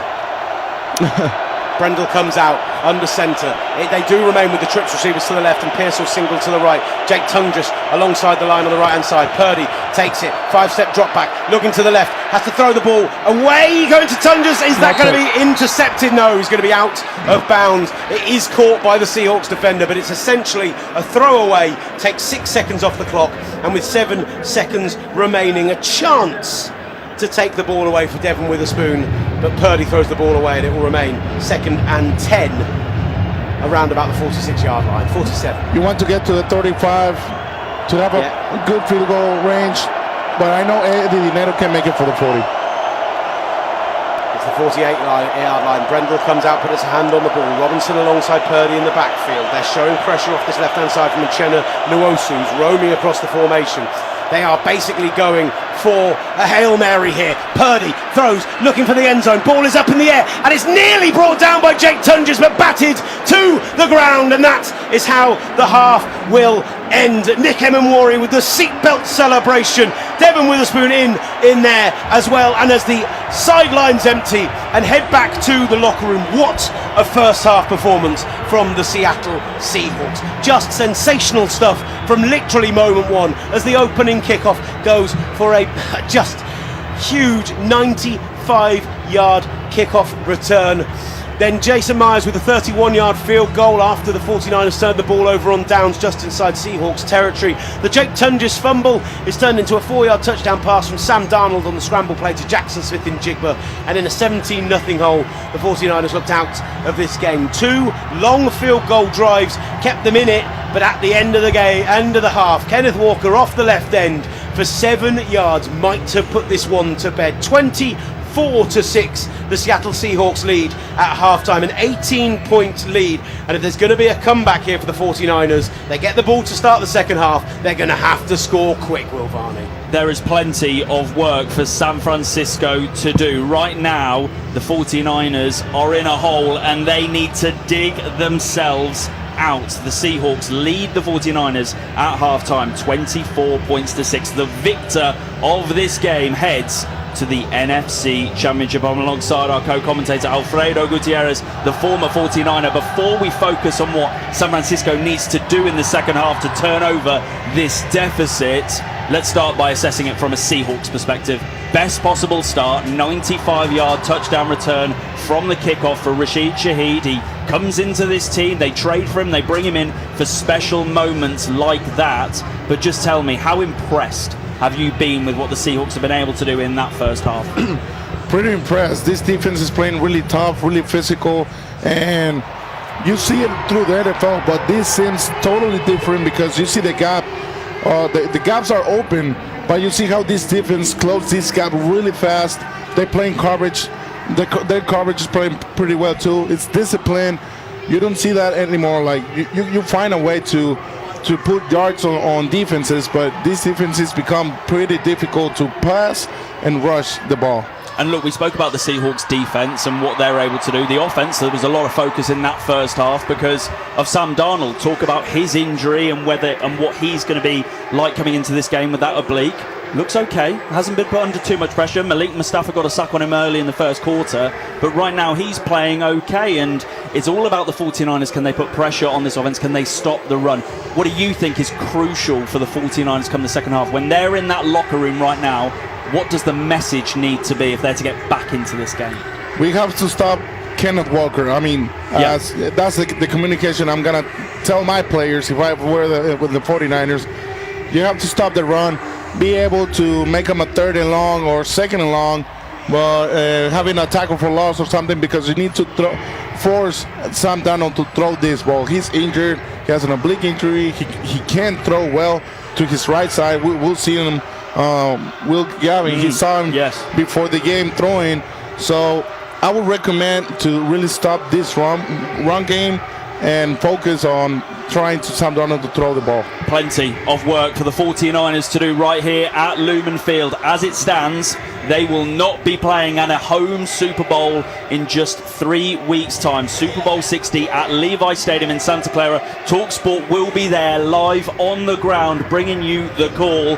But right now, the Seattle Seahawks put them in a fantastic position. If it stays like this, they will be just 1 game away from the sport's biggest spectacle. The second half to come live here from Lumen Field with myself, Will Varney, Will Gavin on the play-by-play alongside the former 49er Alfredo Gutierrez. You might hear some noise, a bit of commotion in the background. That's because we've got a halftime show luckily here at Lumen Field. The cheerleaders out on the field because we have a halftime show with the Grammy Award-winning DJ, producer, rapper Lil Jon. He's actually been in a Super Bowl we were at. Lil Jon turned down for what? Get Low, you might be aware of it. He appeared alongside Usher just 2 years ago at Super Bowl 58 in Vegas, and he is getting the crowd lively right now. To be honest, they're already having fun, plenty of fun. They lead the 49ers 24 points to 6 at the half. We'll be back shortly after this break on TalkSport, where we'll bring you some big news from elsewhere in the NFL. Will mentioned it earlier on, what's happened to the Denver Broncos, all of the drama after their big win against the Buffalo Bills, and a new head coach heading to Atlanta. We'll get stuck into that next here live on TalkSport.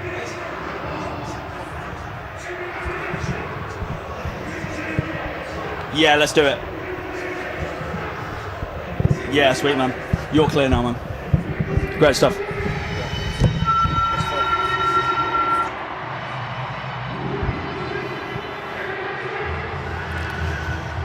One, 2, 3, 4, 5, 6, 7, 8, 9, 10. Yeah, sweet. What I'll do, mate, when we come out of the break, I'll do the comp read.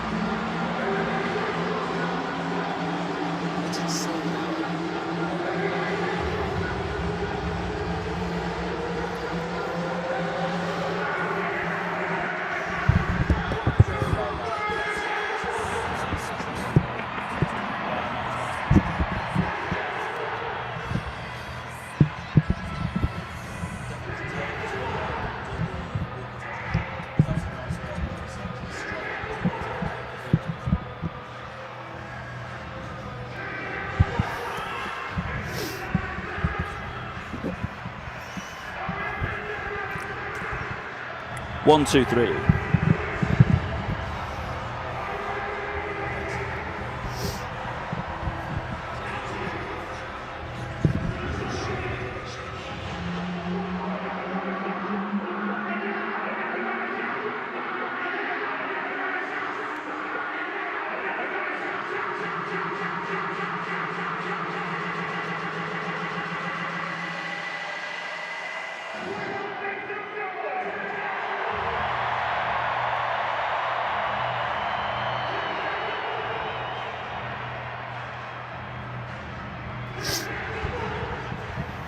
One, 2, 3, 4.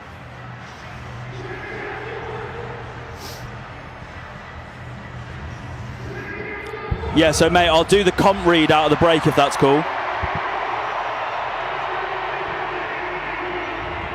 The Super Bowl one, yeah, we need to do it twice, right? Oh, is it? Okay, fine, yeah. All right, sweet.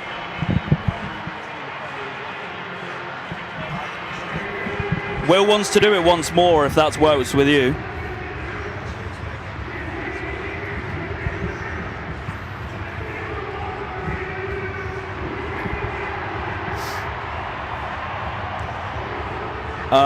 Okay, come out the break with the in-stab, please. Yeah, the stab in. Come out the break straight with that, please, mate.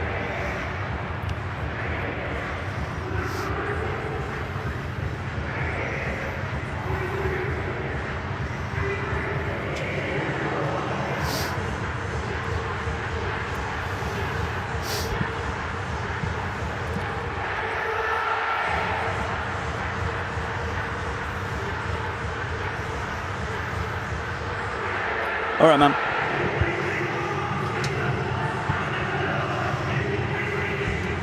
Welcome back to Lumen Field, where at the half right now, the Seahawks lead the 49ers 24 points to 6 as it stands. The Seahawks heading to the NFC Championship game and would be just one game away from the Super Bowl. It is fast approaching. TalkSport, by the way, giving you and the mate a chance to be there live in person. Just until Thursday left to enter. You could win tickets to the Super Bowl on Sunday, 8th of February. Return flights to San Francisco, 3 nights accommodation, spending money as well. In a few weeks, you can be ticking off the Super Bowl, exploring San Francisco. I was just doing that this week. I can highly recommend it. It sounds pretty good, right? Well, here is how to enter. For your chance to win, text WIN, WIN, to 83338. Text costs £2.50 plus your standard network rate, or call 0343 418 7260. Lines close on Thursday this week at 4 p.m. That's when you'll need to answer your phone if it rings. 18 plus, UK residents only. This is a network promotion. Full T's and C's at talksport.com. So for your chance to win, text WIN, WIN, to 83338 now.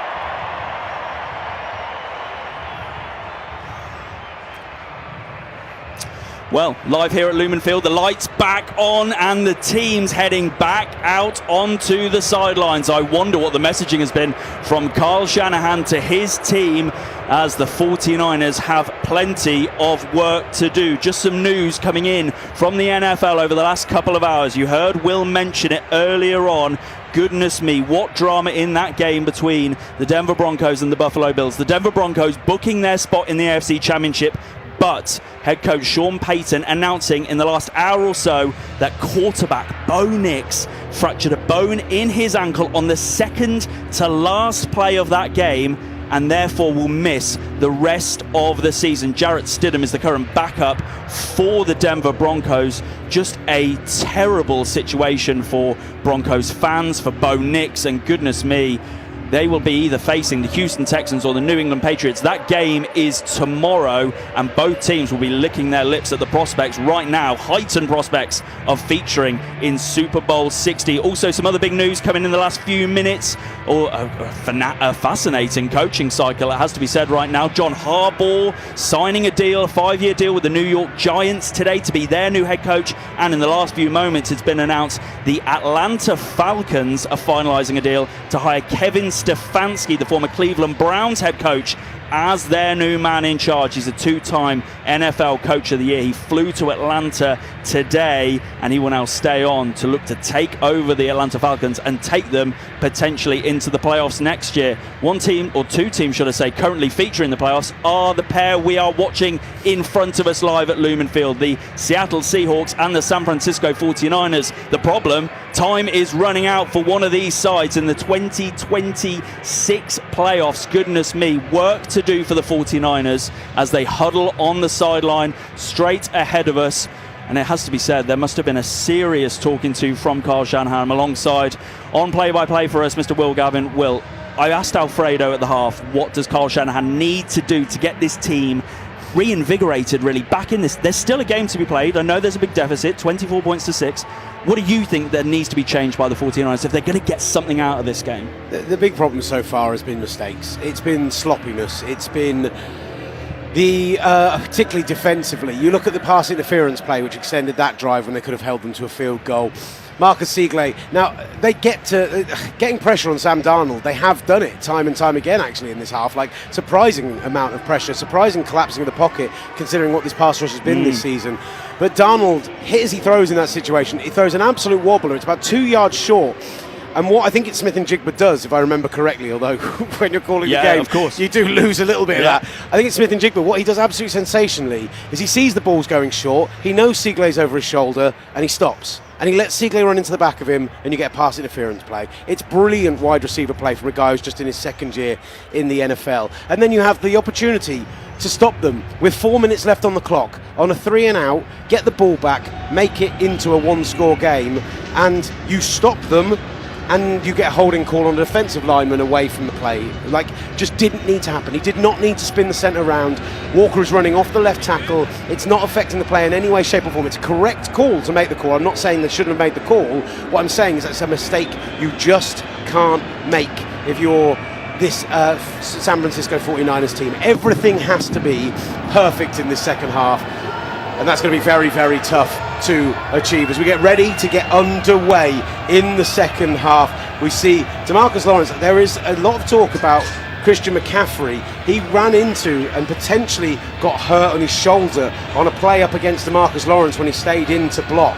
And we'll wait and see if he comes out to play the second half, or whether the injury issues on this 49ers team continue, and it's Brian Robinson who comes out. John Hussey blows the whistle, gets ready to get us underway. Jason Myers steps up to kick the ball back for the 49ers. It's going to be Brian Robinson, brings it out from the 2, out to the 10, stays on the numbers, 20, down to the 25. He's hit right around there, gets maybe to the 27-yard line, where he's brought down by the Seahawks, gang tackled by 3 players right around there. It's Mike Morris, who made a brilliant special teams play earlier in the game as well. And I'll tell you, I'm Will Gavin, alongside me, the former offensive tackle of the 49ers, a man who went through the International Player Pathway Program, knows Brock Purdy incredibly well as his former roommate. Told him Told us he threw his toys out of the pram in a game of cards earlier in the half. That's what I'm telling you, at least. And they're going to be starting here from the 28-yard line. Purdy comes out under centre. Juszczyk, and it is Brian Robinson coming in to start this half. It's a crack toss to Robinson. A flag comes in on the play as well. He gets maybe a yard on that one. But we'll have to see what the call is on the right-hand side of the line here. It's in the area of offensive holding, not the way you start a half where I said you need to play things basically perfectly. Wasn't there about in Jawan Jennings? They're saying no foul on the play, second down, by the way. Go ahead. No. It was weird because he threw it like on Seattle Seahawks sideline, and I saw nothing. All right, 2nd and 9 then they're going to call it right from about the 29-yard line. A yard on first down as Purdy in the gun, 5 wide, 2 receivers to the left, 2 to the right, and a tight end tight formation on that left-hand side. It's faked to Robinson on a jet sweep. Purdy with lots of time in the pocket, forced to scramble out to his right and throw the ball away. He had time, but the coverage downfield was sensational. Eventually, under pressure from Byron Murphy, has to throw the ball away, and it's a 3rd and 9 early in this half, just 38 seconds gone in the quarter. The protection was there, just the gap or the zone wasn't. It wasn't not communication between Brock Purdy and his receivers now. So Purdy breaks the huddle. Huge down in the half even this early in the game. Robinson in alongside him. 2 receivers to the right, DeMarcus Robinson and Jawan Jennings. Jawan Jennings in a little orbit motion goes back. Now he's out on the left-hand side. Purdy, 3-step, 5-step drop back. He's under pressure, has to roll out to his left, turns back to defense, throws the ball downfield, looking for Jawan Jennings, and Jennings brings it in at the 42-yard line, steps upfield and out of bounds at the 45, a 15, maybe 17 even yard pickup for Jawan Jennings, and 3rd and Jawan gives the San Francisco 49ers their first down of the half. This is what makes Brock Purdy special. He finds a way to get an extra play, throw it, and Jawan Jennings catching in traffic.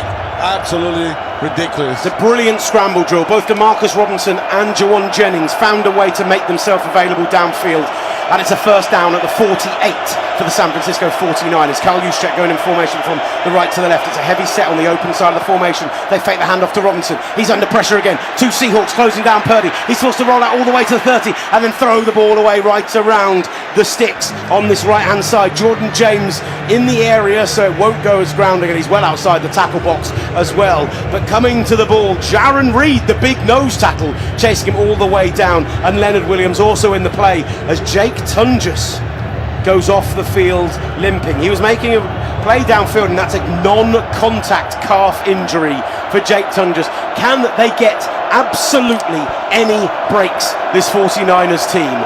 2nd and 10 then from the 48. Luke Farrell comes into the game.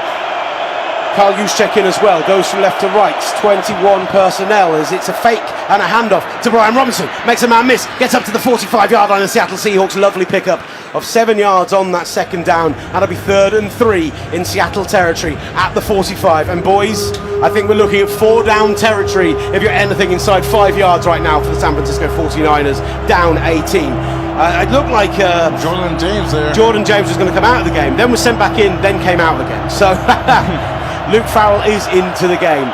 Jennings to the left-hand side, to the right, Robinson and Pearsall. Brian Robinson in the backfield alongside Purdy, who is in the gun. Hands it off to Robinson. Robinson rumbles up the middle, picks maybe a yard up on the play, but that's going to be a stoppage, and they're going to have a 4th and 2 at the 44. That play screams to me they knew they had 2 downs. But what's going to be the call on 4th and 2?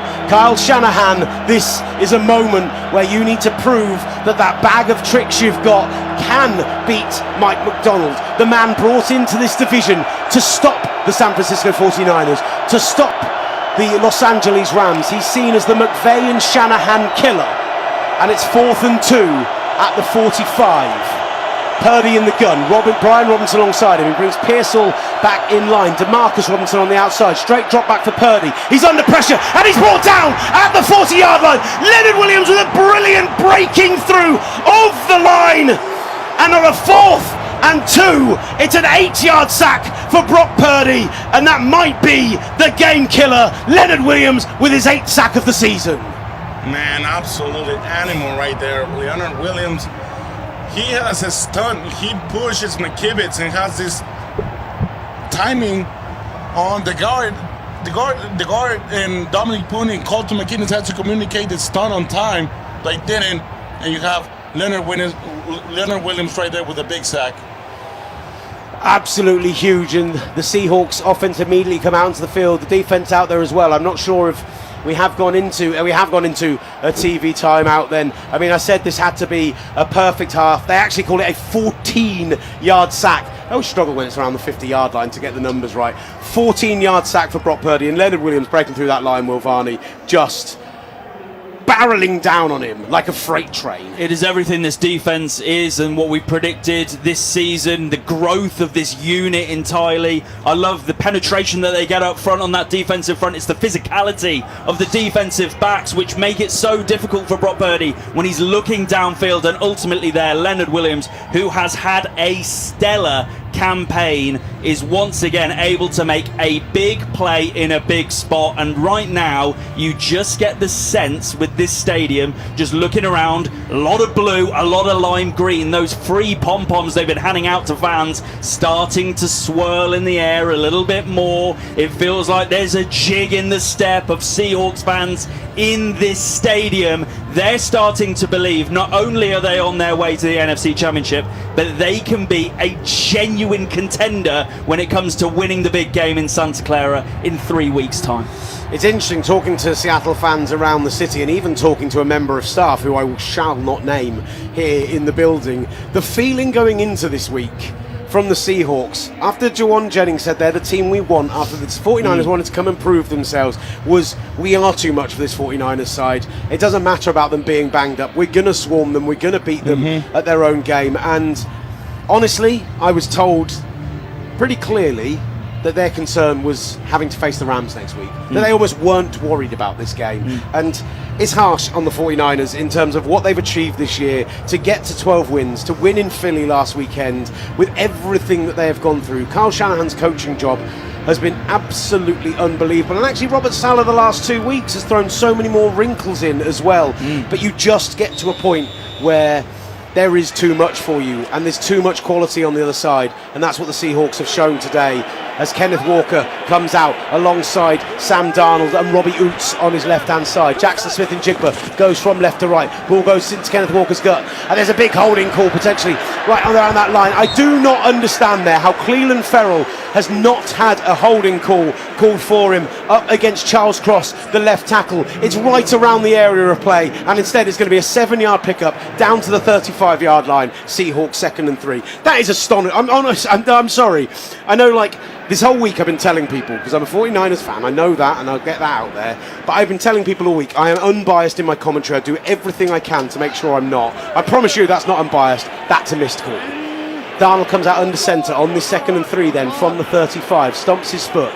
They're going to have to get a turnover here, the 49ers. AJ Barner goes in line on the left-hand side. Darnold looks to that side, goes over the middle. Dibble Lenore in coverage, but finds his man, and it's Cooper Kupp out past the 25-yard line for a 10-yard pickup and a first down to the Seattle Seahawks, down to the 24. Also great protection up front, throwing this pass to the middle. That was a dangerous pass, man. That's a really good pass with Samo. Hand up in his face, gets it past his outstretched arm. That is Sam Darnold at his very best. And we haven't seen him at his very best in the last 6 or 7 weeks of the season. He got that oblique injury this week, but that was an excellent throw. They mark it down at the 24. 4 down linemen for the 49ers. Bit of trickeration, but they give it to Kenneth Walker. Into the gut, off the right-hand side. Makes a man miss, down to the 16-yard line. And it's a touchdown saving tackle from Malik Mustafa out on the far side, instead holding him to an 8-yard gain, and it'll be 2nd and 2 from the 16. If the 49ers don't stop the run, Kenneth Walker is going to score maybe 2 more if they don't stop him. And just remember, there's no Zach Charbonnet right now. He went out of the game questionable earlier on. It is all on Kenneth Walker's shoulders, and right now he's making the 49ers pay. 16-yard line then, 2nd and 2 from here. Come out with Darnold in the gun. He's got Robbie Oots and Kenneth Walker in behind him. Brings Cooper Kupp in line on the open side of the formation, gives it to Walker, one cut back, very similar to the play on the touchdown. D. Winters instead hits him right around the line of scrimmage, and he goes down and he picks up the first down to the 14. 1st and 10 Seattle, and right now they are just stuffing the ball down the throat of the San Francisco 49ers and saying, yum yum, eat a bit. Kubiak is running pretty well. He's sending these runs, and they're working so far.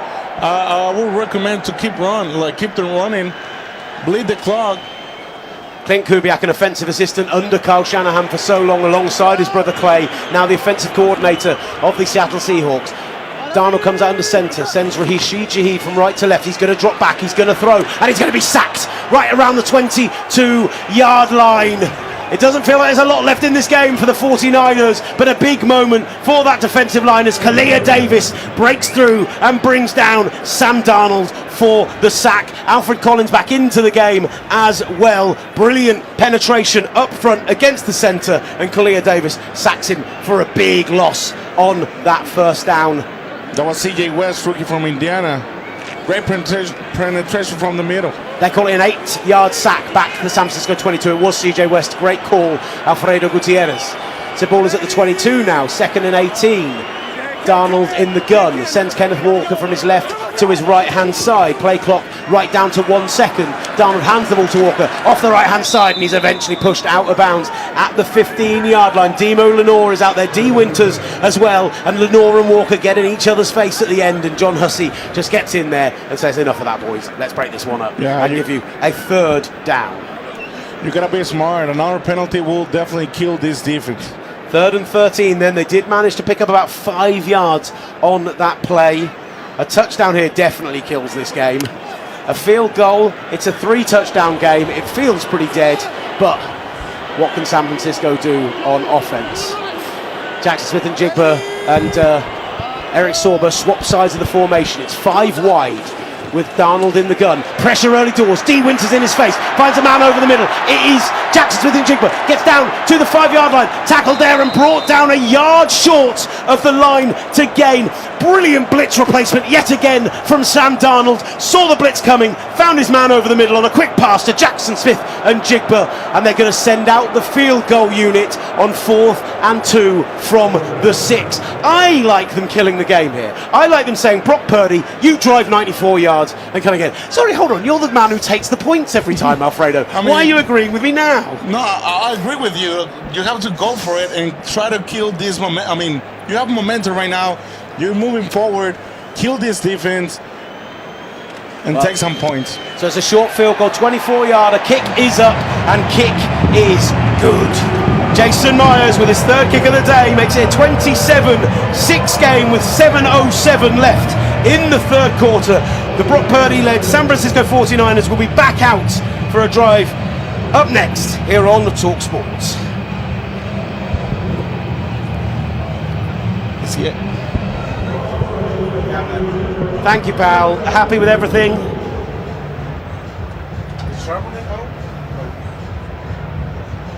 Why is Stuart hating it?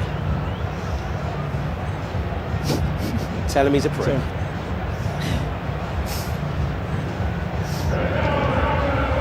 Oh, mate. This has been absolutely brutal.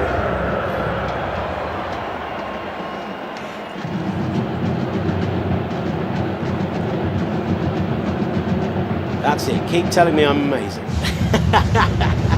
You are. Should we do an Aussie Open update? Ferry's won.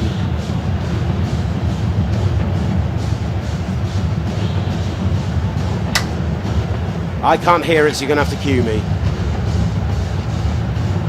And it's with TNT, isn't it?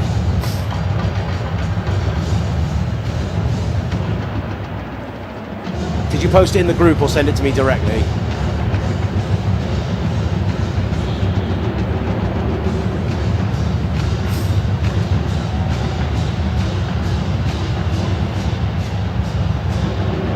No credit out, yeah?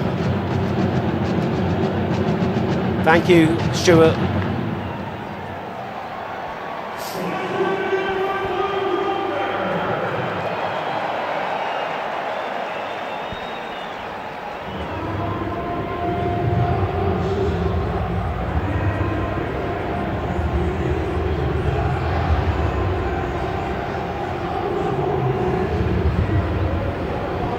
and it's time for an Aussie Open update with TNT Sports. And Arthur Ferry, the British player, gets through the first round at the John Cain Arena. His highest ranking is the world number 185, and yet he's knocked out the 20th seed Flavio Caboli 7-6, 6-4, 6-1 in straight sets. Cameron Norrie up shortly. Here we'll give you updates on TalkSport. That's the latest from the Aussie Open with TNT Sports. And you're here live with NFL Live on TalkSport. I'm Will Gavin, Alfredo Gutierrez alongside me, the former 49ers offensive tackle, the brilliant Will Varney as well, who spent this week in Santa Clara getting fantastic interviews, doing brilliant work. You should check out the excellent piece he's written for TalkSport.com. It is well worth your time. San Francisco down 27-6 here in Seattle. 7:07 left in the third quarter as they field this kickoff. Brian Robinson around the 10. He brings it out, cuts inside to the 20, 25 to the 30. Tackled at the 31-yard line of the San Francisco 49ers, and that's where they'll start this next drive. So look, I feel like I've asked this question time and time again. Just the 6 points on offense in this game. They've had a turnover on downs. They've had the turnover from the Jake Tunges fumble. Christian McCaffrey out of the game with a shoulder injury. We've not had it confirmed if he's out. He was questionable last I heard. We'll just double check if he's on the field because I can't see the huddle right now. He is back onto the field. That could be key if there's any slim hope of this San Francisco 49ers making a game of this. They fake a handoff to McCaffrey. He has options out to the left-hand side, and that's where he goes. Purdy finds his fullback in Karl Juszczyk, gets to the 40, out to the 41-yard line, and on a broken down play, a scramble drill, that's a 10-yard pickup and a first down, San Francisco at their own 41-yard line.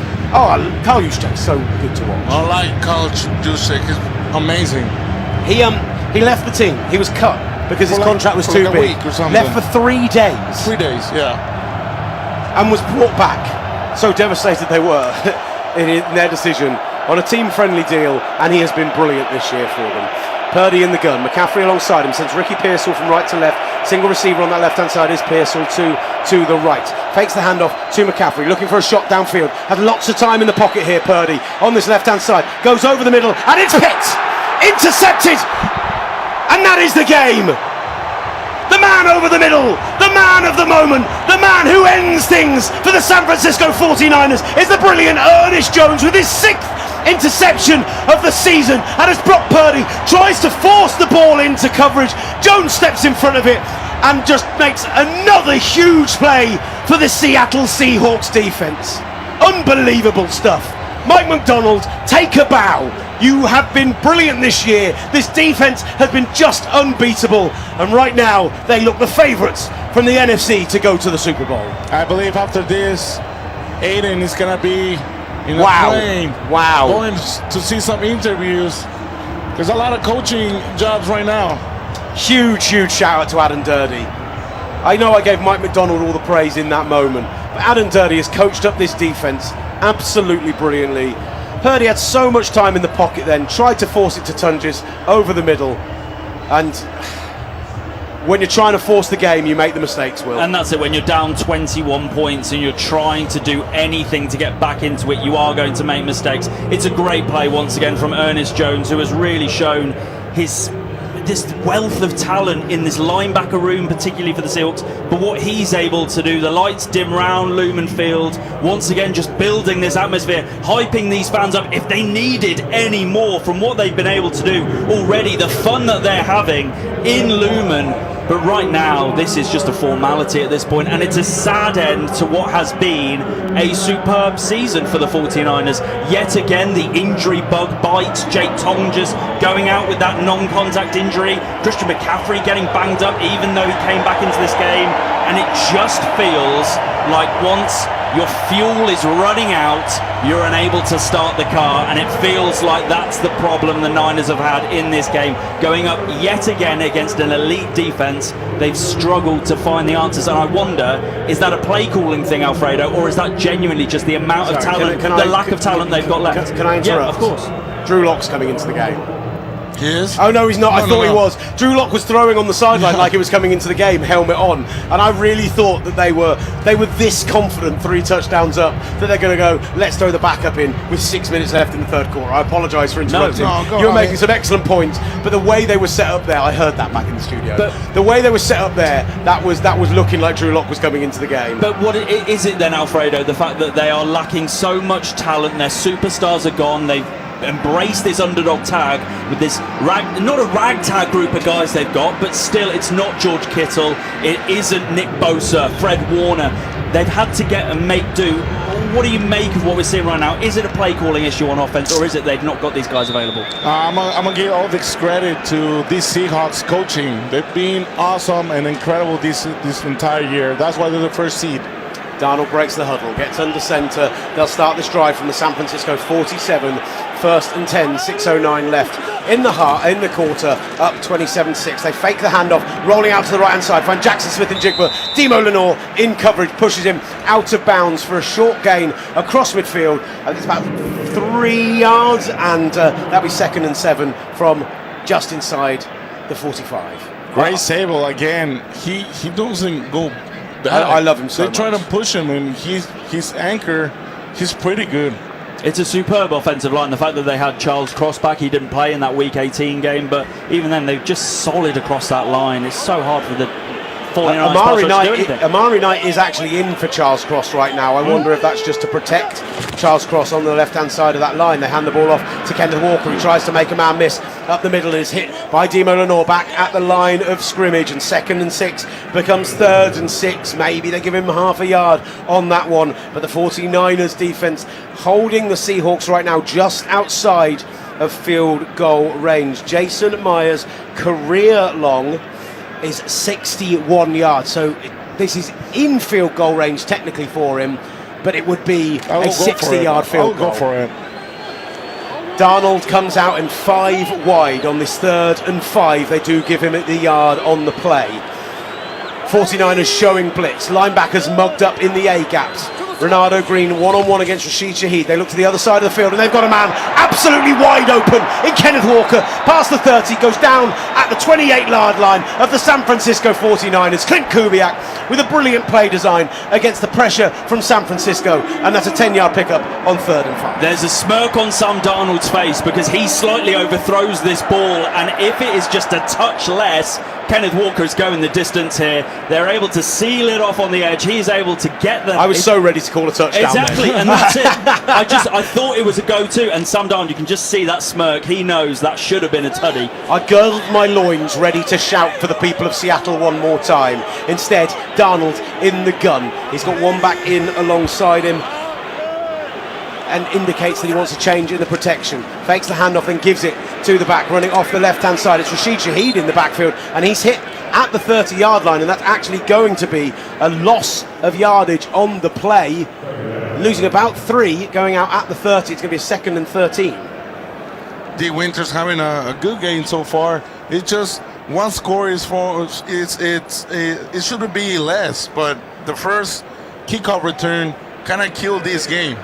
They've got Valus Jones Jr. in the game as well as Kenneth Walker. As I say, they've replaced Charles Cross at left tackle. If we could just find out if that's injury related or if it's just a decision to protect Charles Cross after he missed that Week 18 game with injury. Darnold in the gun. He's gone 5 wide, sending Kenneth Walker out of the formation on 2nd and 13. Loads of time in the pocket. Finds him out of the 15. It's Cooper Kupp. Turns upfield and is brought down there by Upton Stout, who strips the ball out. But the play has already been blown dead. And on that 2nd and 13, they pick up 10 yards and make it a 3rd and 3 at the 20.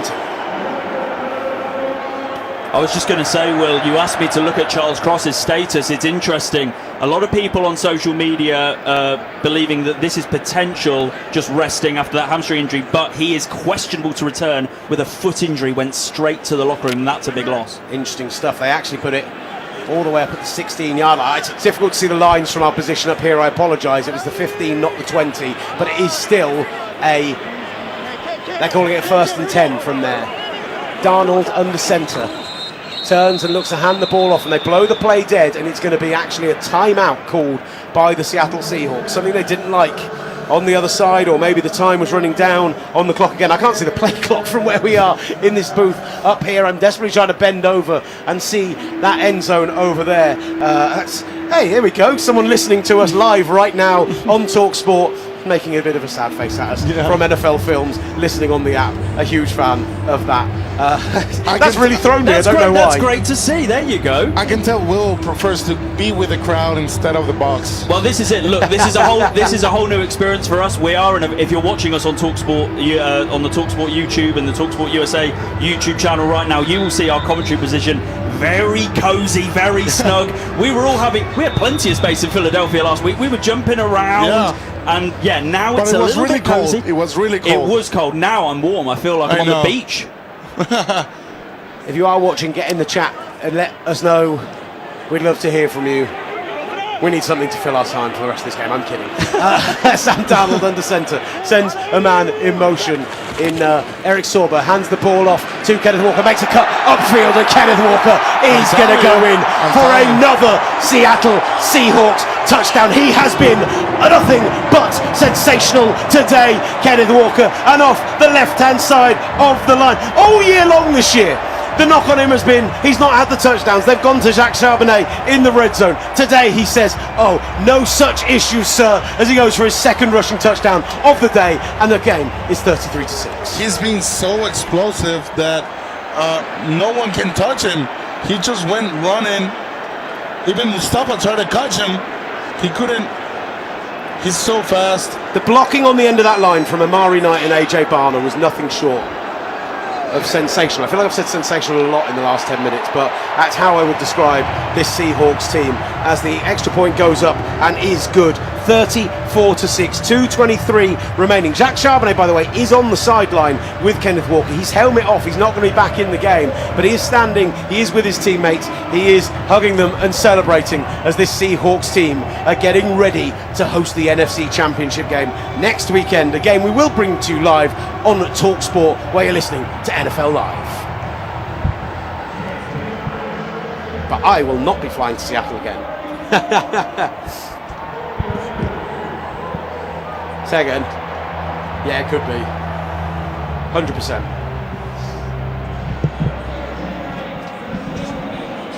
Yeah, I know. Saying 100% to bring Drew Lock into Ollie back in the studio, like, you have to do it. Genuinely. I know what you mean about the echoing. I think it's just because we can hear it in this room, but I think... 3 mics. Yeah, I think when you're back in the studio, you don't hear it. Like, Because I turned my mic right to like this side. Yeah. It's just... Can't help it. Cannot help it. All right, what is the time? What's time in the UK? 3:30? Okay, so we thought this game was going to go until 4. It's going to now go until 4:15, 4:30. We'll have to fill for a bit of time. I really like her NFL Films hat. We've only got visiting locker room on our passes, so we're ready to go and speak to some sad boys.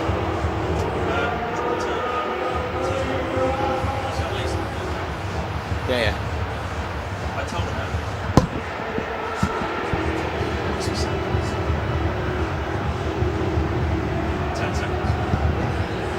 Headset's going back on. My nose has been streaming this whole game. I don't know what's going on.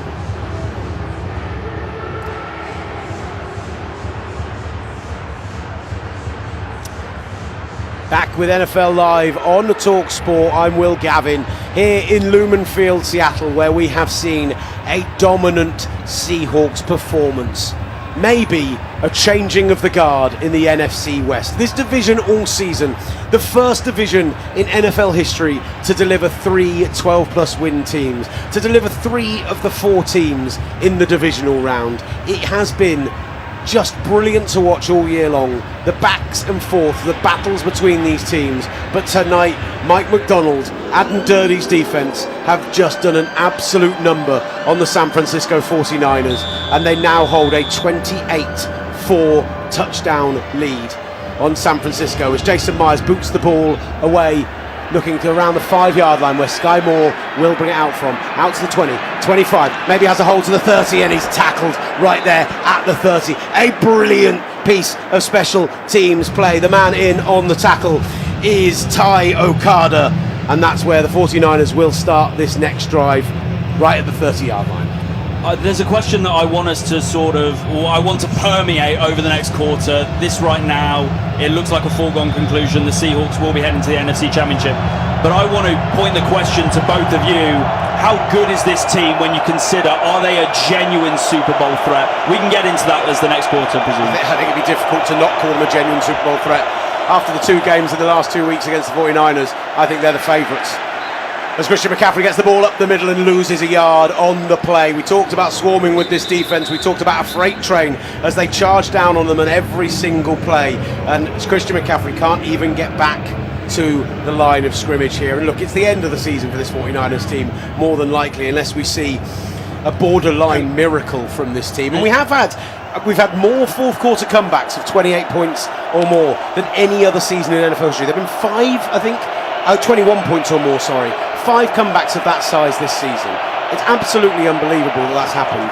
If the 49ers score a quick touchdown here, there is the slightest glimmer of hope as Purdy scrambles out of the outside down to the 35-yard line and is pushed outbounds right around the 37, 4 yards shy of the first down. It'll be 3rd and 4, an 8-yard pickup with his legs there. Brock Purdy scrambling yet again for this team, giving them some life.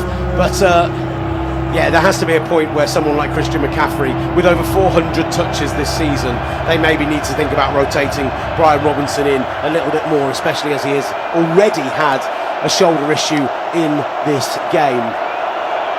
Right, ball is at the 37-yard line. They're calling it 3rd and 3 from there. Purdy is in the gun, single back alongside him, 3 receivers to the left, pressure off the right hand side from Marcus Lawrence, he throws to that side, big pickup by Jawan Jennings at the 45, and then the ball hits the ground. Kobe Bryant got his hands in there, and what looked like it was going to be a massive chunk play for the San Francisco 49ers, all the way to the opposition 45-yard line. A 20-yard pickup means they're now going to have to be going for it on 4th and 3 inside their own territory. The crowd here at Lumen Field elevates once more. How can it be any louder than they've dominated all day today? Up 4 touchdowns on their fiercest divisional rivals. And amazingly, Mike McDonald has waited to see what the offense offer him and taken another timeout. Alfredo, this feels like teasing at this point of the 49ers. Yeah, they look like they're giving up. The morale is low.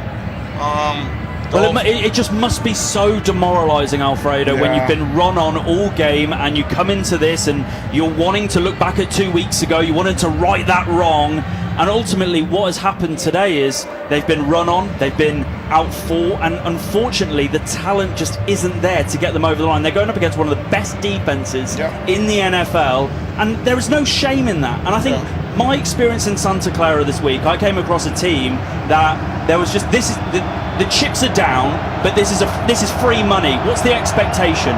There's still fight, but right now the Seahawks, they are heading to the NFC Championship. Listen to the 12s. 4th and 3, just inside the 40.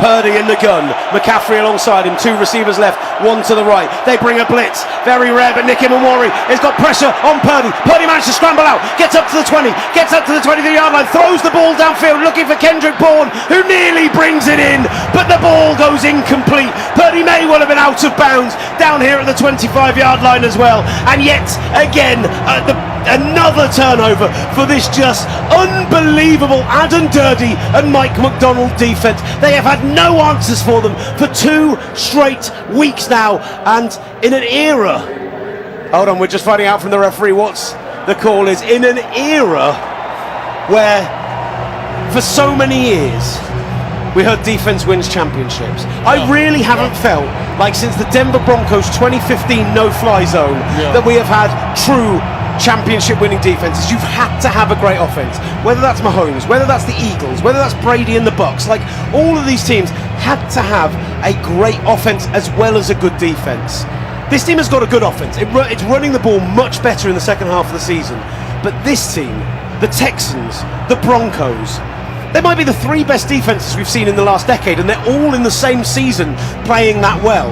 It's unreal, and I think we might end up with a Super Bowl that ends up 13-10, but with two defenses that are just going to give us so much joy. If you have a pretty good defense and a pretty good offensive lineman, you're basically a top team in this league, because sometimes you have a pretty good defense but not a good offense. The offensive lineman is the core of the offense to call these plays, being able to run or being able to pass in a third and long. But in this situation, I feel that the Seattle Seahawks have both. Well, just on those three teams you mentioned there, Will, the Broncos, the Texans, and the Seahawks, when you assess the offensive performances of all three of those teams this season, the struggles the Texans have had with a new offensive coordinator, Nick Caley, when you look at the Denver Broncos and the run they went on, the inconsistencies, and now what we're to expect from their offense with Jarrett Stidham and not Bo Nix, this offense has been really exciting. Look, don't get me wrong, they had about a month where they sort of slightly went off the boil, didn't they? They were explosive. They were really taking the NFL by storm. They had a month off, but still, you don't have to put the game on Sam Darnold's back, because that defense is so explosive on its own. And like you said, Will, they can single-handedly win you a championship. But alongside that offense as well, that is humming, that is ticking, and you have some star talent, well, the world's your oyster. Look at the Seahawks scoring drives in this game, right? They had the 10-play, 80-yard drive at the end of the second quarter, which would have been a 3-and-out had it not been for a foolish penalty in the middle of the defense from the 49ers, right? Beyond that, they had the kick return touchdown, special teams. This is the fields that they've gone on the rest of their drives. 44 yards, 42 yards, 36 yards, 47 yards. They've not had to have an offensive drive over 50 yards, bar the one that got extended by a penalty. Like, that just shows you this defense is giving them great field position, this special teams is giving them great field position. They are a true three-phase team, and yeah, Jackson Smith and Jigba, 3 receptions for 19 yards today, but crucially the touchdown. Right, Sam Darnold is still in this game. We thought it might be Drew Lock at this point, but they're going to start 1st and 10 from the 37. 34-6, they lead the 49ers. They would love to put up a 40 bomb on this team, if not even a 50, as they hand off to Kenneth Walker. A missed tackle from the 49ers. He gets down to the 25-yard line, a 12-yard gain, and a first down to the Seattle Seahawks. I mean, this defense just looked absolutely gassed for San Francisco, Alfredo. Kubiak just find a way. He's been running to the left side where Sable is, and he's been delivering. Marcus Siegler and Bryce Huff eventually in on the tackle on that play, but 2 missed tackles on it as part of it. And the offense are wandering back down the field as they're going to let the clock tick down to the end of the third quarter. Still 15 minutes of football left in this game. Don't forget, we've got a huge Sunday night football game to come for you live on TalkSport 2 tomorrow night, as Ollie Hunter from 1 a.m. will bring you the Chicago Bears against the Los Angeles Rams to see who will most likely, barring a miracle, come on the road here to face the Seattle Seahawks in this incredible atmosphere with this incredible defense. And we'll hear one more quarter of them live from Seattle here on TalkSport up next.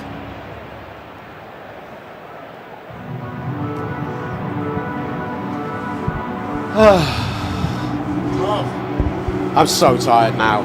It's hit me. It's just, like, it's really just hit me in the last 5 minutes or so. I've been up for... I know, man. You're the man. More than 20. So you were like 6 in the morning yesterday, right? Yeah, 22 hours at this point, I think. Wow. I did sleep for a few hours on the plane. I'm being a whingy little... I'm being a 40 whiner, is what I'm being. Better than being a Rain City bee pigeon. Did I say that on the stream? I did say the word, so it's okay, right? It's a shame that how this has turned out.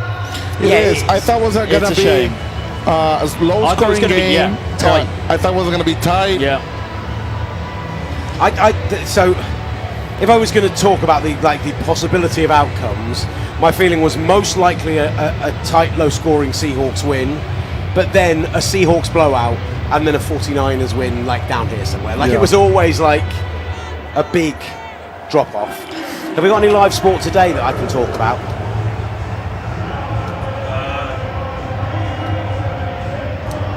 I'm opening my...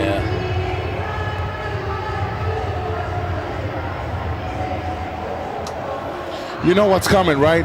Bleeding the clock, running. You're back with...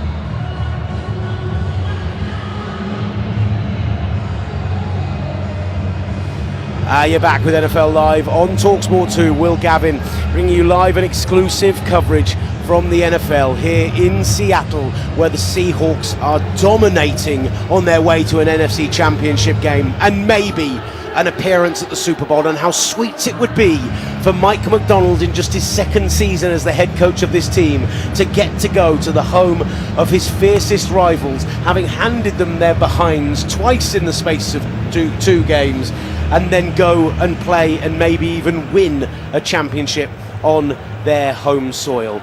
You are, of course, listening to TalkSport. A huge day of live sport coming up for you across the network. We'll tell you all about that shortly. But first, let's get back to this game. 1st and 10 from the 24-yard line. Just stepped on Will Varney's foot and nearly fell over. Sam Darnold under centre. Bit 49ers of me based on what we've seen in this game.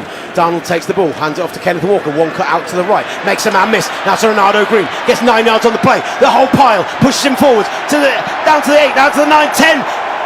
Inside the 10-yard line. That should have been a 9-yard gain and a 2nd and 1, and instead the entire of the offense heaved him forward an extra 5 yards, and it's going to be 1st and goal from the 49ers 9-yard line. We're starting to see some of those runs that we saw in the Week 18 defeat, where there's missed tackles and ultimately they're just being out physical to this defensive line right now, and there is no shame in that. The offensive line has been superb. Just a quick note, Will, Charles Cross came back from the locker room onto the sideline. That is a good news for the Seattle Seahawks. 14 minutes remaining and 17 seconds. 1st and goal from the 9. Darnold is in the gun, sends a man in motion. Unsurprisingly, the ball goes to Kenneth Walker on the outside. Renardo Green hits him about 2 yards behind the line of scrimmage. It will be a loss of 2 yards, maybe even 3, for 2nd and goal from the 12. This defense is so demoralized. They're not playing like they were in the first quarter. I know they're bunged up, but you have to finish these games. What you have to say from this defense is that as much as they've been so undermanned all year, is that they have always flown to the ball. They've had a lot of missed tackles against the Seahawks. Right. 21 missed tackles, in fact, in that Week 18 game. 2nd most in a game in the NFL this season. And they actually played reasonably well considering the situation in the first half. They're just worn out at this point. I'll tell you the time of possession in a moment as we get a snap from Darnold, a fake throw, and then it goes to Kenneth Walker on the inside, plows over a man, down inside the 10, down to the 6. Demo and Jake Bobo get into it a little bit afterwards, but it's going to be 3rd and goal from the 6-yard line, and Kenneth Walker continues to ram the ball down the San Francisco 49ers' throats. Kenneth Walker had a pretty sloppy season, but on playoff, he's responding so well. Over 1,000 yards for him, and he didn't have a single fumble, which I was kind of maybe slightly surprised at, if I'm honest. 2 touchdowns today already, and that takes him over 100 yards for the day. 17 carries, 104 yards, over 6 yards a carry average, along with 15 and 2 touchdowns. Kenneth Walker, have yourself a night. Yeah, just watching D. Winters here, Will. He made a tackle on Kenneth Walker just a couple of plays ago. Appeared groggy coming back from it. The refs have just stepped in and led him off to the sideline yet again. Another, veteran of this defense being led off the field. Involvement from the extra official, you would suggest.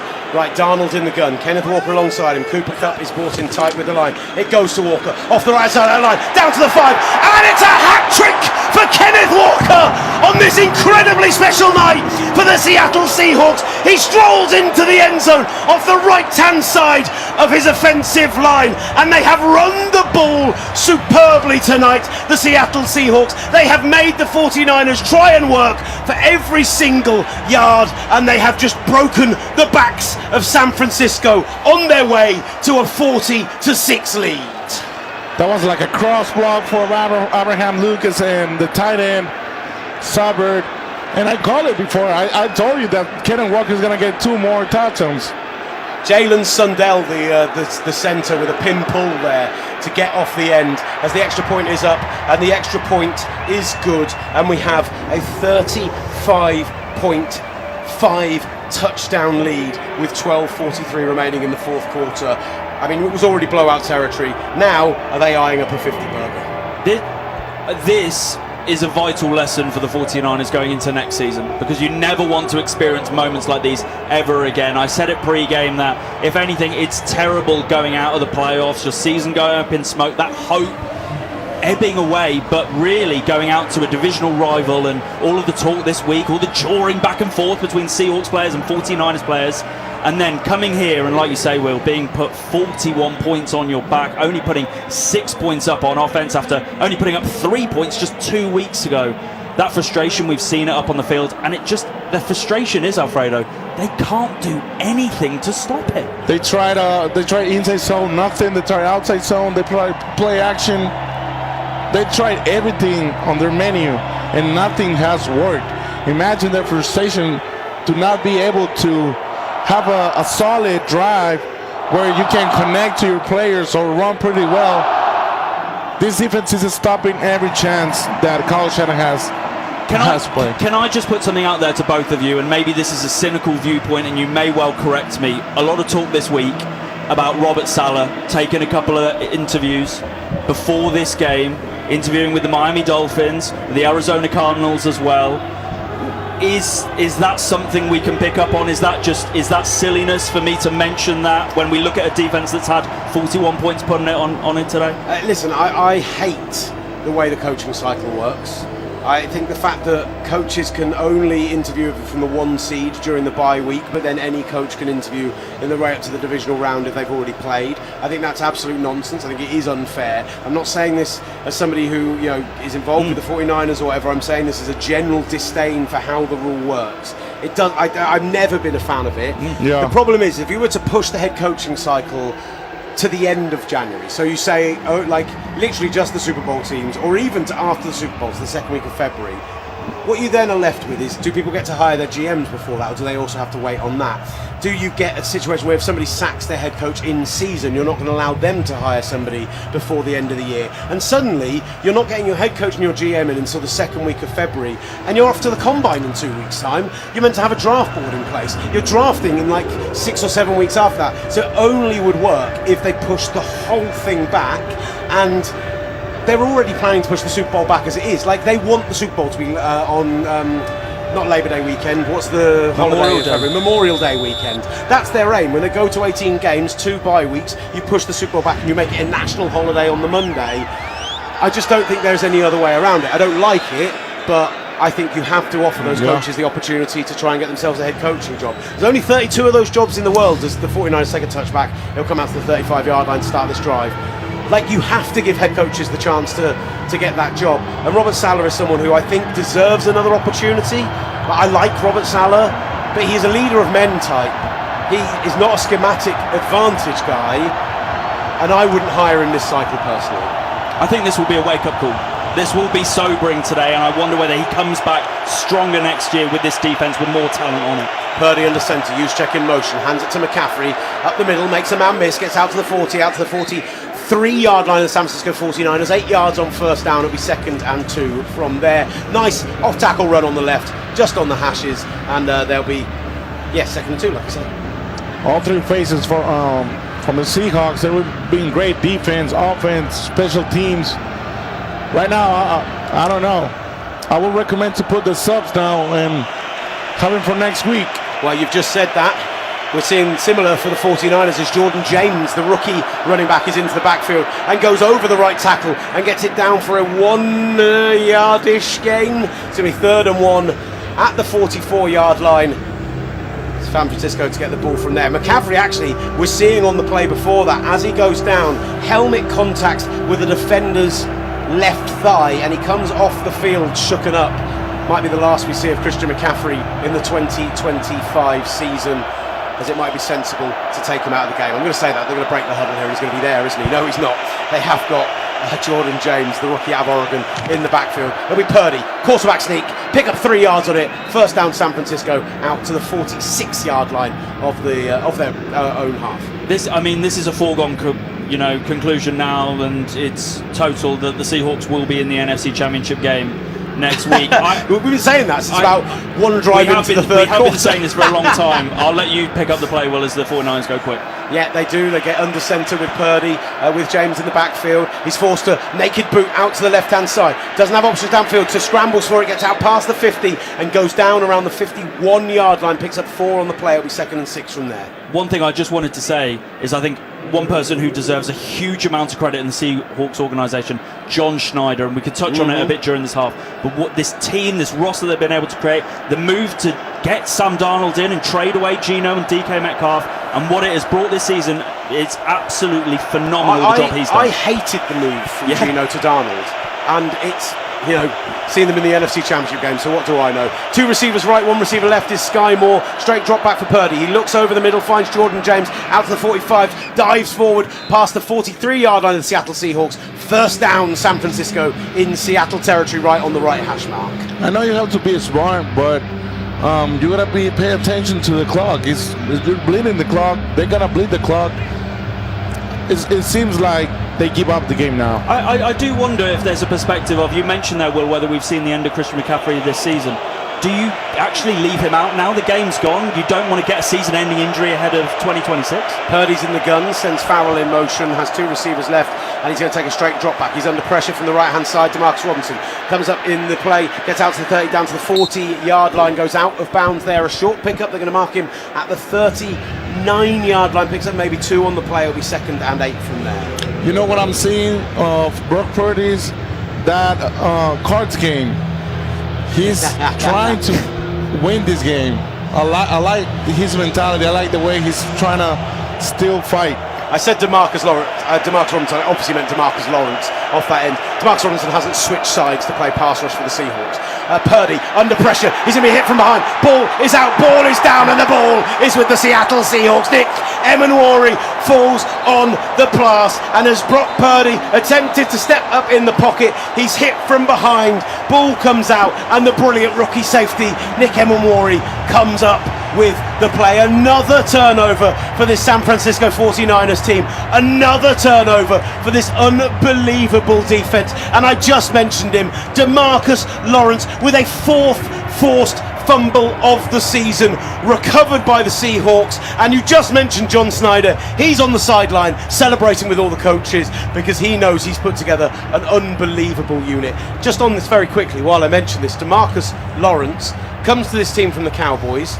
They add a huge strength to what was already a very good line. Why did he come to this team?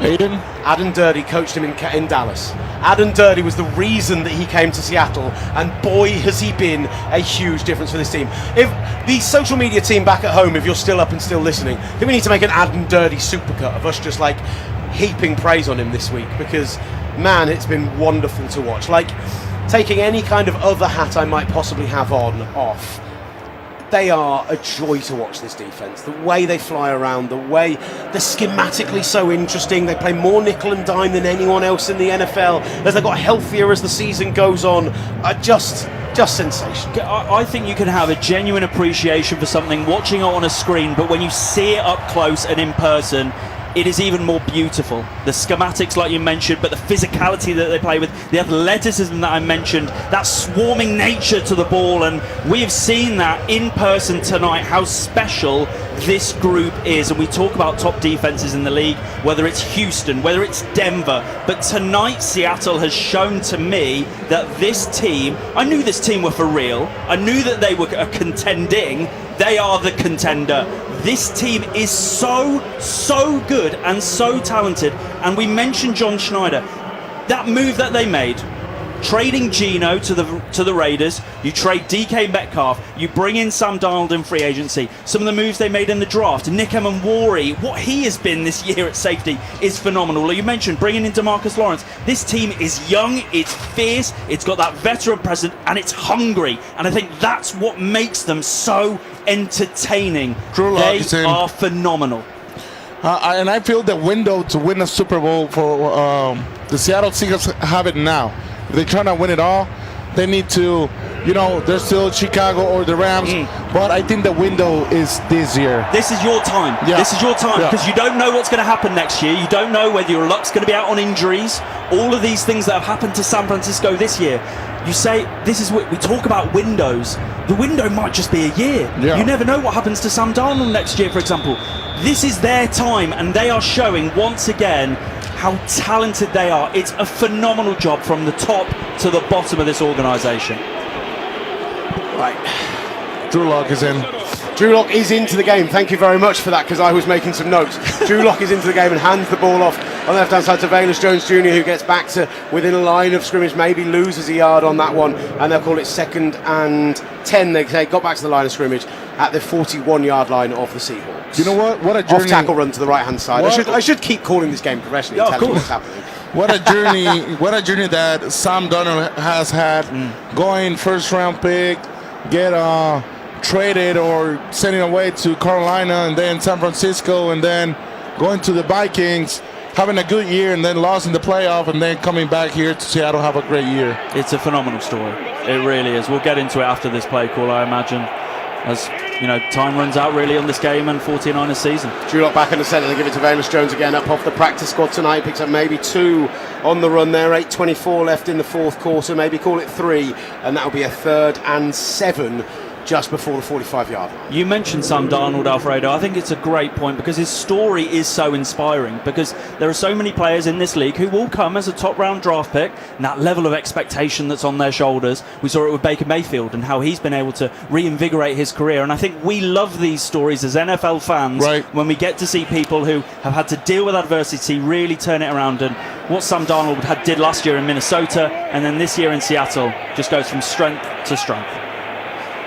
Drew Lock back into centre again. Single man behind him is Valus Jones. They do hand it off to him off the right-hand side. Gang tackled by the 49ers. Brought down, and the 49ers have brought some of their backups in on defence. Curtis Robinson and Garrett Wallow in on the tackle there. They do force a 3 and out for the Seahawks. The clock keeps running, and they'll be punting the ball away, up 41-6. 7:25, and the clock running on left in the game. Just looking around this stadium right now, I find it fascinating because it almost feels like the energy's been drained out of the stadium because it's so comfortable. The fact the Seahawks have really blown the 49ers out of the water, it's not a close game. Just seeing fans in the stadium milling around right now and sort of just taking it all in, players on the sidelines having a laugh and a joke with one another. It's been some night if you are a Seattle Seahawks fan, some night for the city as well. Ball is punted away, fielded around the 9-yard line by Sky Moore. He doesn't get any further than the 16-yard line of his own half, and is brought down there, I believe, by Valus Jones Jr., in fact, in on special teams as well. And the 49ers will come out and start their drive from here, and Mac Jones is into the game for the San Francisco 49ers, the last we've seen of Brock Purdy in the 2025 season. Alfredo, in terms of the lessons that have been learnt today for the 49ers, what do you think is going to be the biggest takeaway for them, for Kyle Shanahan going into 2026 after what's happened today? After what happened today, I don't know, maybe death in the chart.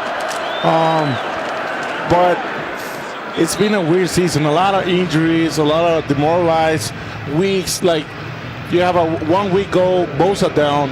Next week or a couple weeks later, you got Fred out. And Ben Barch, starting left guard, went out. You got so many players that went out, and it's really difficult to build a good season, and they did. I mean, I want to say Kyle Shanahan had a pretty good season. So Mac Jones in the gun, has 5 wide, goes over the middle looking for Kendrick Bourne, and it's broken up. Brilliant pass breakup from Reek Woolen, still in the game, looking for the first down chunk play there, and that will now be 3rd and 5. They had a run play off the right tackle on first down, by the way. Jordan James picking up 5 yards on that one. 6:14 left in this game. The clock does stop with that pass breakup. We've got 3rd and 5 at the 24-yard line of the San Francisco 49ers. They break the huddle. Mac Jones will be in the gun. Ricky Pearsall out to the right-hand side. Jordan James in alongside him in the backfield. 3 receivers to the left. Kendrick Bourne amongst them, as is Jacob Cowing. He steps back. He's under pressure. Rolls out to his right-hand side. Indicates to James. Has to use his wheels. Gets his legs up there. Gets out past the 30. Hits a man as he goes out of bounds and continues to gain on that play. Fair play as he goes and hits Tyrese Knight at full pelt. Mac Jones there. He gets a first down for the 49ers. Clock keeps running down to 6 minutes. I just wonder if Mac Jones is using this as an audition. A lot of talk about quarterbacks coming in. I wonder if he is. This is an audition looking for other teams right now around the league who are maybe looking at quarterback. I know the New York Jets are definitely one. I wonder if he's using this as, look, you saw me for 8 games in the regular season. Have another one of me for the final 5 minutes of this playoff game. Let me show you what I can do. Jones in the gun.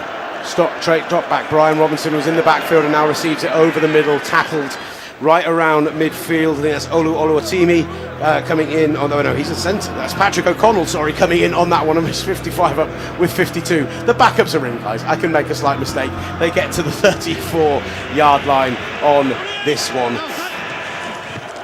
2nd and 7. Big drop back for Mac Jones. Looks to the right hand side to his tight end Luke Farrell. Goes out of bounds at the 35. Picks up maybe a yard on the play. It'll be 3rd and 6 from there, and the clock keeps running down to 5 minutes left in the 4th quarter. 5 minutes left in the San Francisco 49ers season. So often this year a fairy tale. I said this to I guess Kay Adams this past week. It was nice name drop. Yeah, Nice. thank you. I know.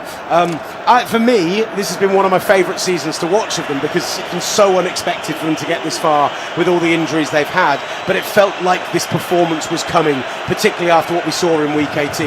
Mac Jones drops back. Brian Robinson goes out of protection. He goes for a deep shot to Jawan Jennings, but it's outside his outside shoulder. The coverage was excellent, and it falls incomplete on 3rd and 6. And they are leaving the offense out on the field. 4:30 remaining in the half. No, they're not. They're going to punt the ball away. Out comes the punt team.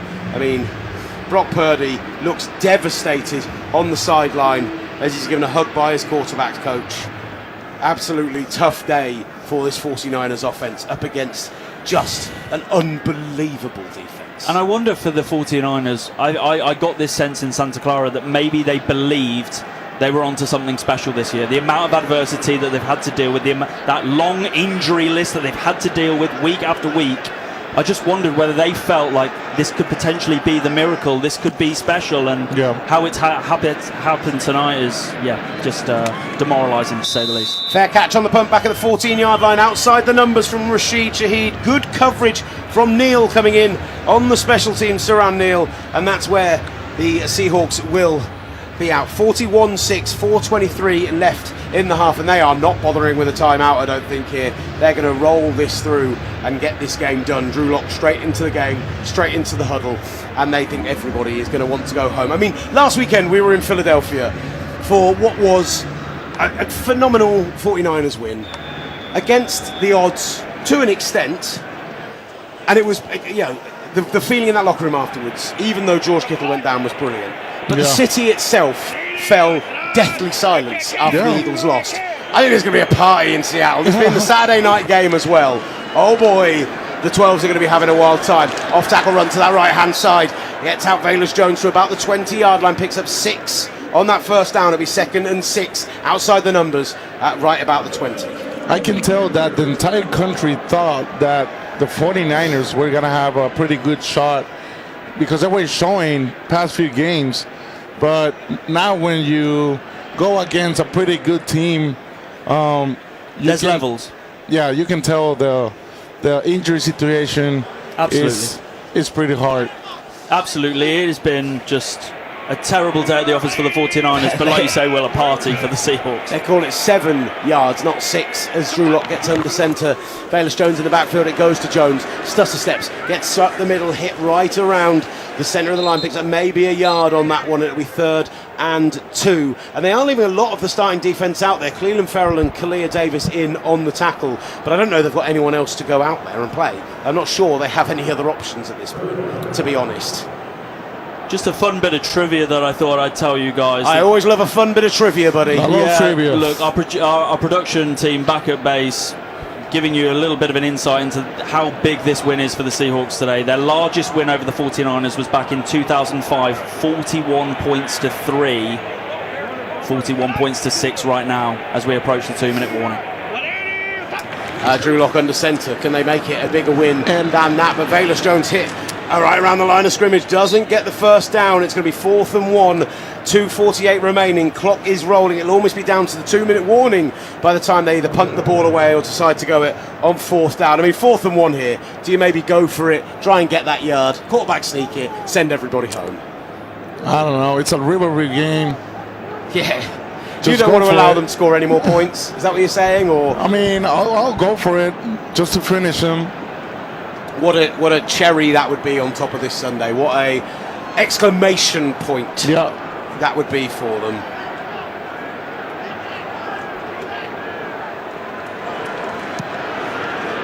Punt is up from right around the 10-yard line all the way to inside the 30. Sky Moore fields it at the 25, out to the right-hand side. He's getting swarmed. There's 5 Seahawks around him. He's got all the way back to the 20. Tries to cut back, loses about 5 yards on the play, and is finally taken down at the 21-yard line. Nowhere to go for Sky Moore, who they brought in from Kansas City specifically to kick and punt return. He has brought another element to their game. Their special teams has been excellent this season, but as we hit the 2-minute warning here at Lumen Field, 41-6, the Seahawks dominating. And often in these situations you don't see many empty seats. I told you on the far side from us there were a lot of 49ers fans. That lower stand on the far side is starting to empty out. On this near side, in the club seats where it's all Seahawks fans, I can barely see a flash of blue plastic. They are staying in here. They want to celebrate with their team, and what a victory they will be celebrating. What a performance this Seahawks team have put on today. And I see the faithful too. The faithful staying until the end with their team, and I think is that they are really appreciated, the players. Look at Sam Darnold, smiling, knowing he's going to the NFC Championship. I said that without my mic anywhere near my face as I was having a drink of water. I apologise. It's an off-tackle run for Jordan James. Gets out to the 30. I wish it was a beer. That's all this is. But right now, I think the key part of this game is there's big lessons learned for the 49ers, but the Seahawks right now, when you assess it's going to be either the Chicago Bears or the LA Rams for them, right now they're licking their lips at either of those matchups, are they not? 100%. Would you consider Kyle Shanahan for Coach of the Year?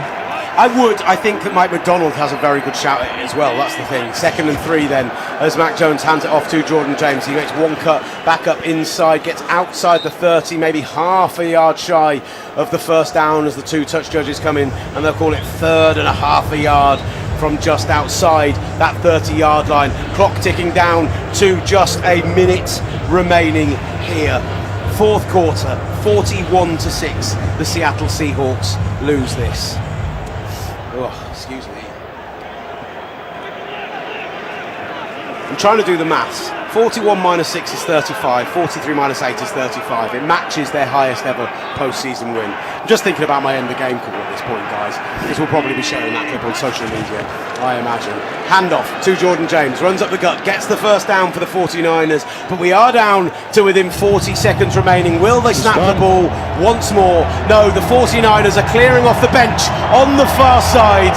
The Seahawks on this side as Lumen Field erupts in celebration. This game ties the Seahawks' largest ever post-season victory as Kyle Shanahan and Mike McDonald meet in a moment of real camaraderie at midfield. True respect shown. The Seahawks' largest win over the San Francisco 49ers in 20 years. The 49ers' worst postseason defeat since 1986, and it was all about the Seahawks' brilliant run game, the hat-trick of touchdowns from Kenneth Walker, and this unbelievable defense, absolutely schemed up by Mike McDonald, who was brought into this division to go and beat Kyle Shanahan, to go and beat Sean McVay, and the brilliant Brit Adam Durdy, who's done so well coaching them up all year. 3 forced fumbles, 2 fumbles recovered, 3 turnovers on downs, the Purdy interception, Ernest Jones had a forced fumble and an interception, DeMarcus Lawrence 2 forced fumbles including the sack which was the turnover, Leonard Williams with a huge sack. They had 6 pass breakups from 6 different players tonight. They held the 49ers 2 weeks ago to 3 points, the lowest mark in the Kyle Shanahan era. This week they double that score to 6 points. The Seahawks dominated Lumen Field and they are on to the NFC Championship game, and for me right now, based on that performance and what we saw 2 weeks ago, I think they're favourites for the Super Bowl. I think they're favorites too because of, well, in this game they dominate from the first play to the last. First play they return it for a touchdown. Last play, I mean, stopping this offense, right, the backups, but I say like Seattle dominated completely this game. They destroy this offense. They didn't have a chance to compete. No timing, no spaces. This is I haven't seen. This is the first time I saw this defense live, and they were completely dominated. I mean, I'll make a prediction for you.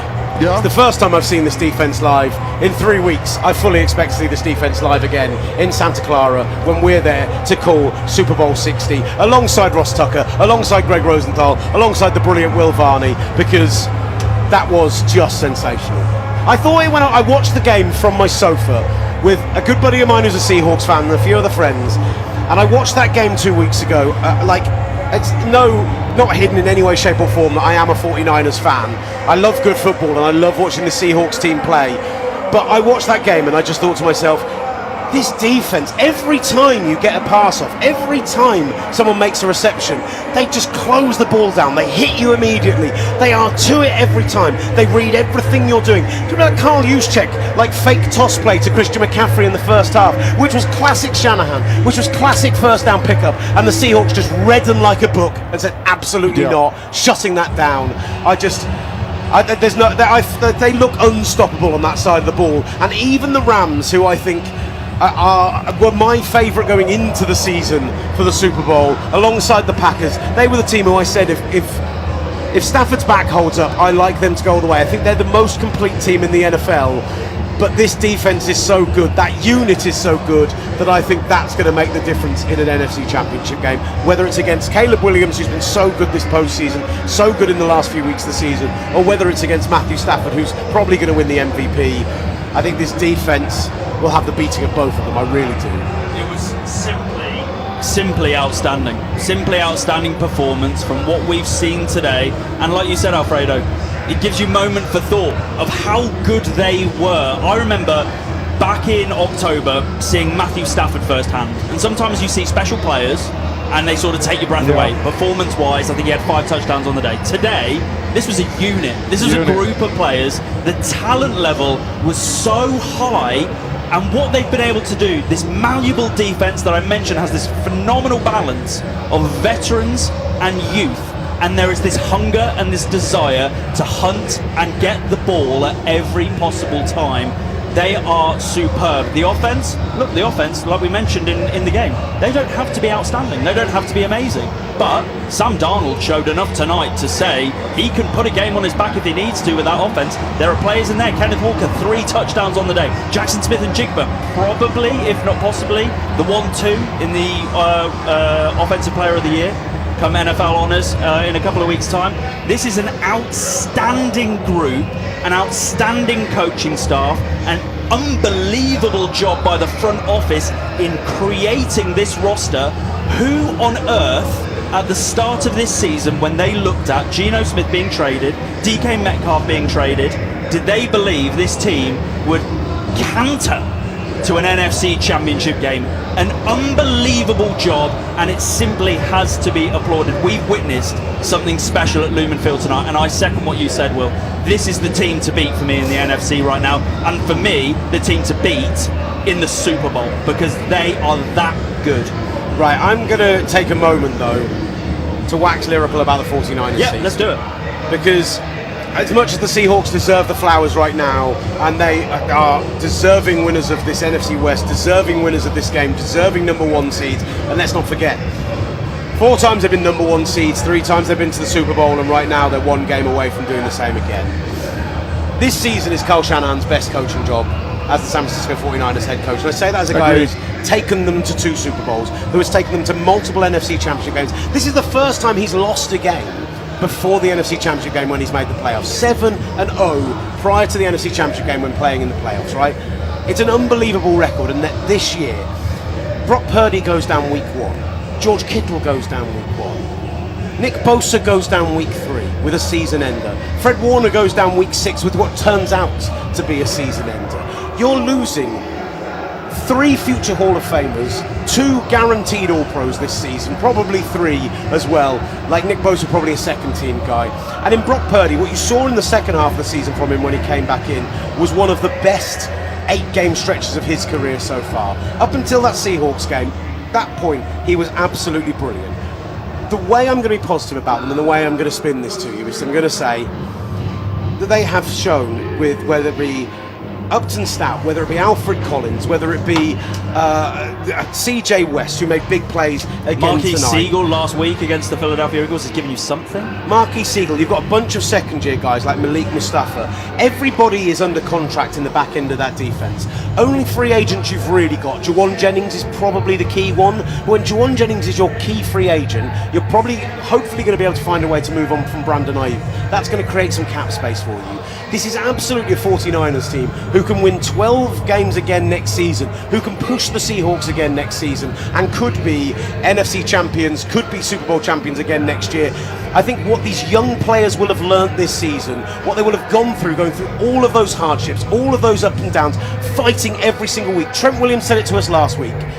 They fought another week to play another week with their brothers. And I feel like the way this unit has come together, the way you experienced it this past week in Santa Clara, I think that the 49ers had a special season that came to a horribly abrupt end against a phenomenal football team, but they can absolutely bounce back and be contenders again next season. We forget about Michael Williams when he was... and I didn't even mention Michael Williams, who, when he was in the game, when he was playing, the run defence was tons better than it was this year, and he started to show flashes in the pass rush as well. I'm sorry, what a great shout. What a great shout. I mean, when he was in, like Will said, we have a better defense. Imagine, having these players back, I can tell. And if they do a good free agency, we can have a better and more aggressive and completely a bunch of stars in the team. And then we have a salary cap. So I can tell John Lynch right now, on the way back to Santa Clara, he will be calling a few people and preparing for the next year. Exactly, because we spoke about Super Bowl windows and we don't know how long they're going to last. And right now, when you have a team as talented as they are, look, there are going to be questions heading into the off-season about whether it's going to be Robert Saleh. Is he going to be handed a head coaching job? Is he going to potentially move on? Clay Kubiak has had a couple of interviews as well. When you look at the core of this roster, there are going to have to be improvements, especially on the offense. When you look at the pass catchers, whether it be Juwan Jennings, is he going to get that extension? Do you have to go out and can you find, whether it be in the draft or in free agency, is there going to be a receiver around who you can get the best out of? Of course, go ahead. No, all I was going to say, I was going to jump in on that and say, what's really interesting is when you look at this divisional round this weekend, 8 teams, 8 head coaches, 4 of them defensive leaning, 4 of them offensive leaning. When the idea is when you're hiring a head coach in this cycle, you're looking for the offensive genius. And I have to say, when I look around the NFL, if I was hiring a coach, I'm looking for a great schematic difference-making offensive guy. That's what I want to find, because I know if I've got that guy, I've got one side of the ball covered for, like with Shanahan, like with McVay, like you felt like with LaFleur until, some tough postseason losses. Like you felt with those guys, you've got a whole side of the ball covered consistently. And in the NFL, defenses are much more inconsistent than offenses season to season. It's much more difficult to keep a great defense back-to-back years compared to a great offense. So my lean would always be in that direction. But I think Mike Macdonald is showing that you can be a really great defensive head coach. He can have a brilliant defensive play caller in Adam Dirty. He can have great offensive, enough offensive production on the other side. Like you said, great line, great running game. Darnold doing just enough after a brilliant first half of the season. That is a winning formula. And actually, I think it's showing the rest of the NFL you don't have to go, where's the next person that's touched the hem of Sean McVay's sleeve at one point in their career? You can actually go out and find yourself just a great man motivator, a great defensive guy, and build around them if they are the right person. And Mike Macdonald right now, he might be the head coach of this Seahawks team for the next 20 years and take them to multiple championships. He's been that good the first 2 years. And the future is really bright, not only for this team moving forward, but also for San Francisco. You mentioned it's been a fantastic season for Kyle Shanahan's group, and the fact that he's been in the Coach of the Year, discussions with all the adversity this team has had to deal with. But like you mentioned, Will, this is a young team, again, just continuing to grow. And from what I saw and felt in Santa Clara, around that locker room, around that building, there's just a tremendous amount of belief about the future, about who this staff is, this front office, like you mentioned, Alfredo, and the direction they're going to be moving on. Like you mentioned, John Lynch is probably going to be working the phones right now in terms of looking ahead to next season. It may be over for San Francisco, but it's just getting started for Seattle. I'll give you the final word, Alfredo, on this. Seattle right now, looking at the NFC Championship next week, and they're going to be potentially facing either Chicago or the Los Angeles Rams. Is this a team, the Seattle Seahawks, who you think are going to win the Super Bowl in 3 weeks' time? I do. Honestly, before the game start, I thought whoever wins this game is gonna take it all and win it all. And well, of course, what wasn't the 49ers? One team won it. Yeah. That's for sure. That's for sure. And what I see today from Seattle Seahawks, they have everything. 3 faces. Will mentioned during the game, the special teams unit is the 3rd on the league, and the defense is one of the best, or the best. Offense across the board, the offensive lineman is one of the best. Having Kenneth Walker running the ball like he did today with that speed, I mean, I don't see a team in the NFL stopping this team, Seattle Seahawks.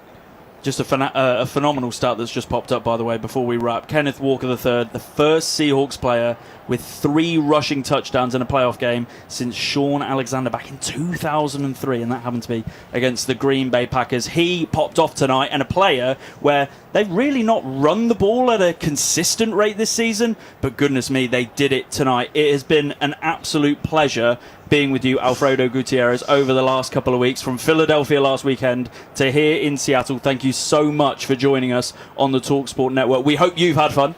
I did. I actually had fun. This was my first one ever last week with you guys, so I will remember this for the rest of my life. You will be back, I'm sure, and as ever, Will Gavin, on that flight, early, only arriving in Seattle at 11 a.m. Pacific time. And goodness me, and you might be flagging, but Seattle is going to be lively tonight. Thank you for all of your fantastic work over the last hours since I woke up this morning now. Like, it was great. Will Varney's done an unbelievable job. I know that we're just, puckering up to each other right now. Waxing lyrical, yes. Will Varney has done a sensational job in producing, but also in writing, and also in everything he's done for us from a hosting perspective as well. And well, don't get us wrong, we're not going to be out here for an NFC or AFC Championship game next week. That's a little disappointing. But in 2 weeks' time, we're going to land in Santa Clara. We're going to bring some unbelievable content to both the TalkSport USA YouTube channel, to TalkSport itself, to TalkSport 2 with the Daily Show. We're going to be opening night. We're going to be doing interview after interview on Radio Row. We're absolutely going to bring you the best Super Bowl content anywhere to the UK market. And then we will call Super Bowl 60. It will be myself, Will Varney in the booth with me, Ross Tucker and Greg Rosenthal for a sensational 3-man booth, if I do say so myself, limping myself into that. And then we're going to do it all over again in 7 months' time. So thank you so much, gents. It's been a real joy. I'm going to go and have a beer and then maybe a sleep. But the beer first. It has been a phenomenal... 2 beers. It's been maybe 2 beers. Why not? Treat yourself. Just once.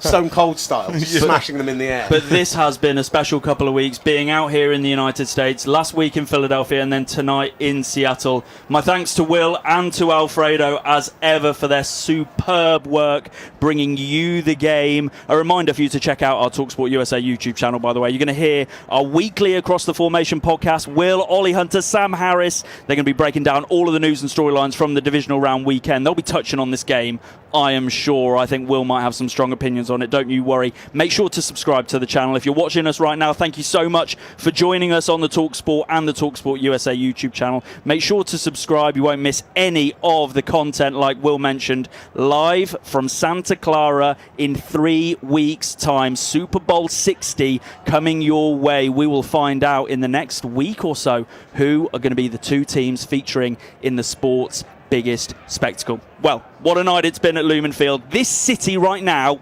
it feels alive. They have a Super Bowl contending team. Just a pure demolition job tonight from Mike McDonald's team and Aiden Dirty's stellar defense. There's a swagger in the city, and the 12 are heading to the NFC Championship. TalkSport 2, that is the place to be tomorrow evening at 1 a.m. We're going to find out who the Seahawks are facing in that game. Will it be the Chicago Bears or will it be the LA Rams? We're getting ever closer to Super Bowl 60. Like I mentioned, just 3 weeks away. TalkSport going to be there for you at Levi Stadium, bringing you all that pre-game gossip as well, all the big name guests as well that we're speaking to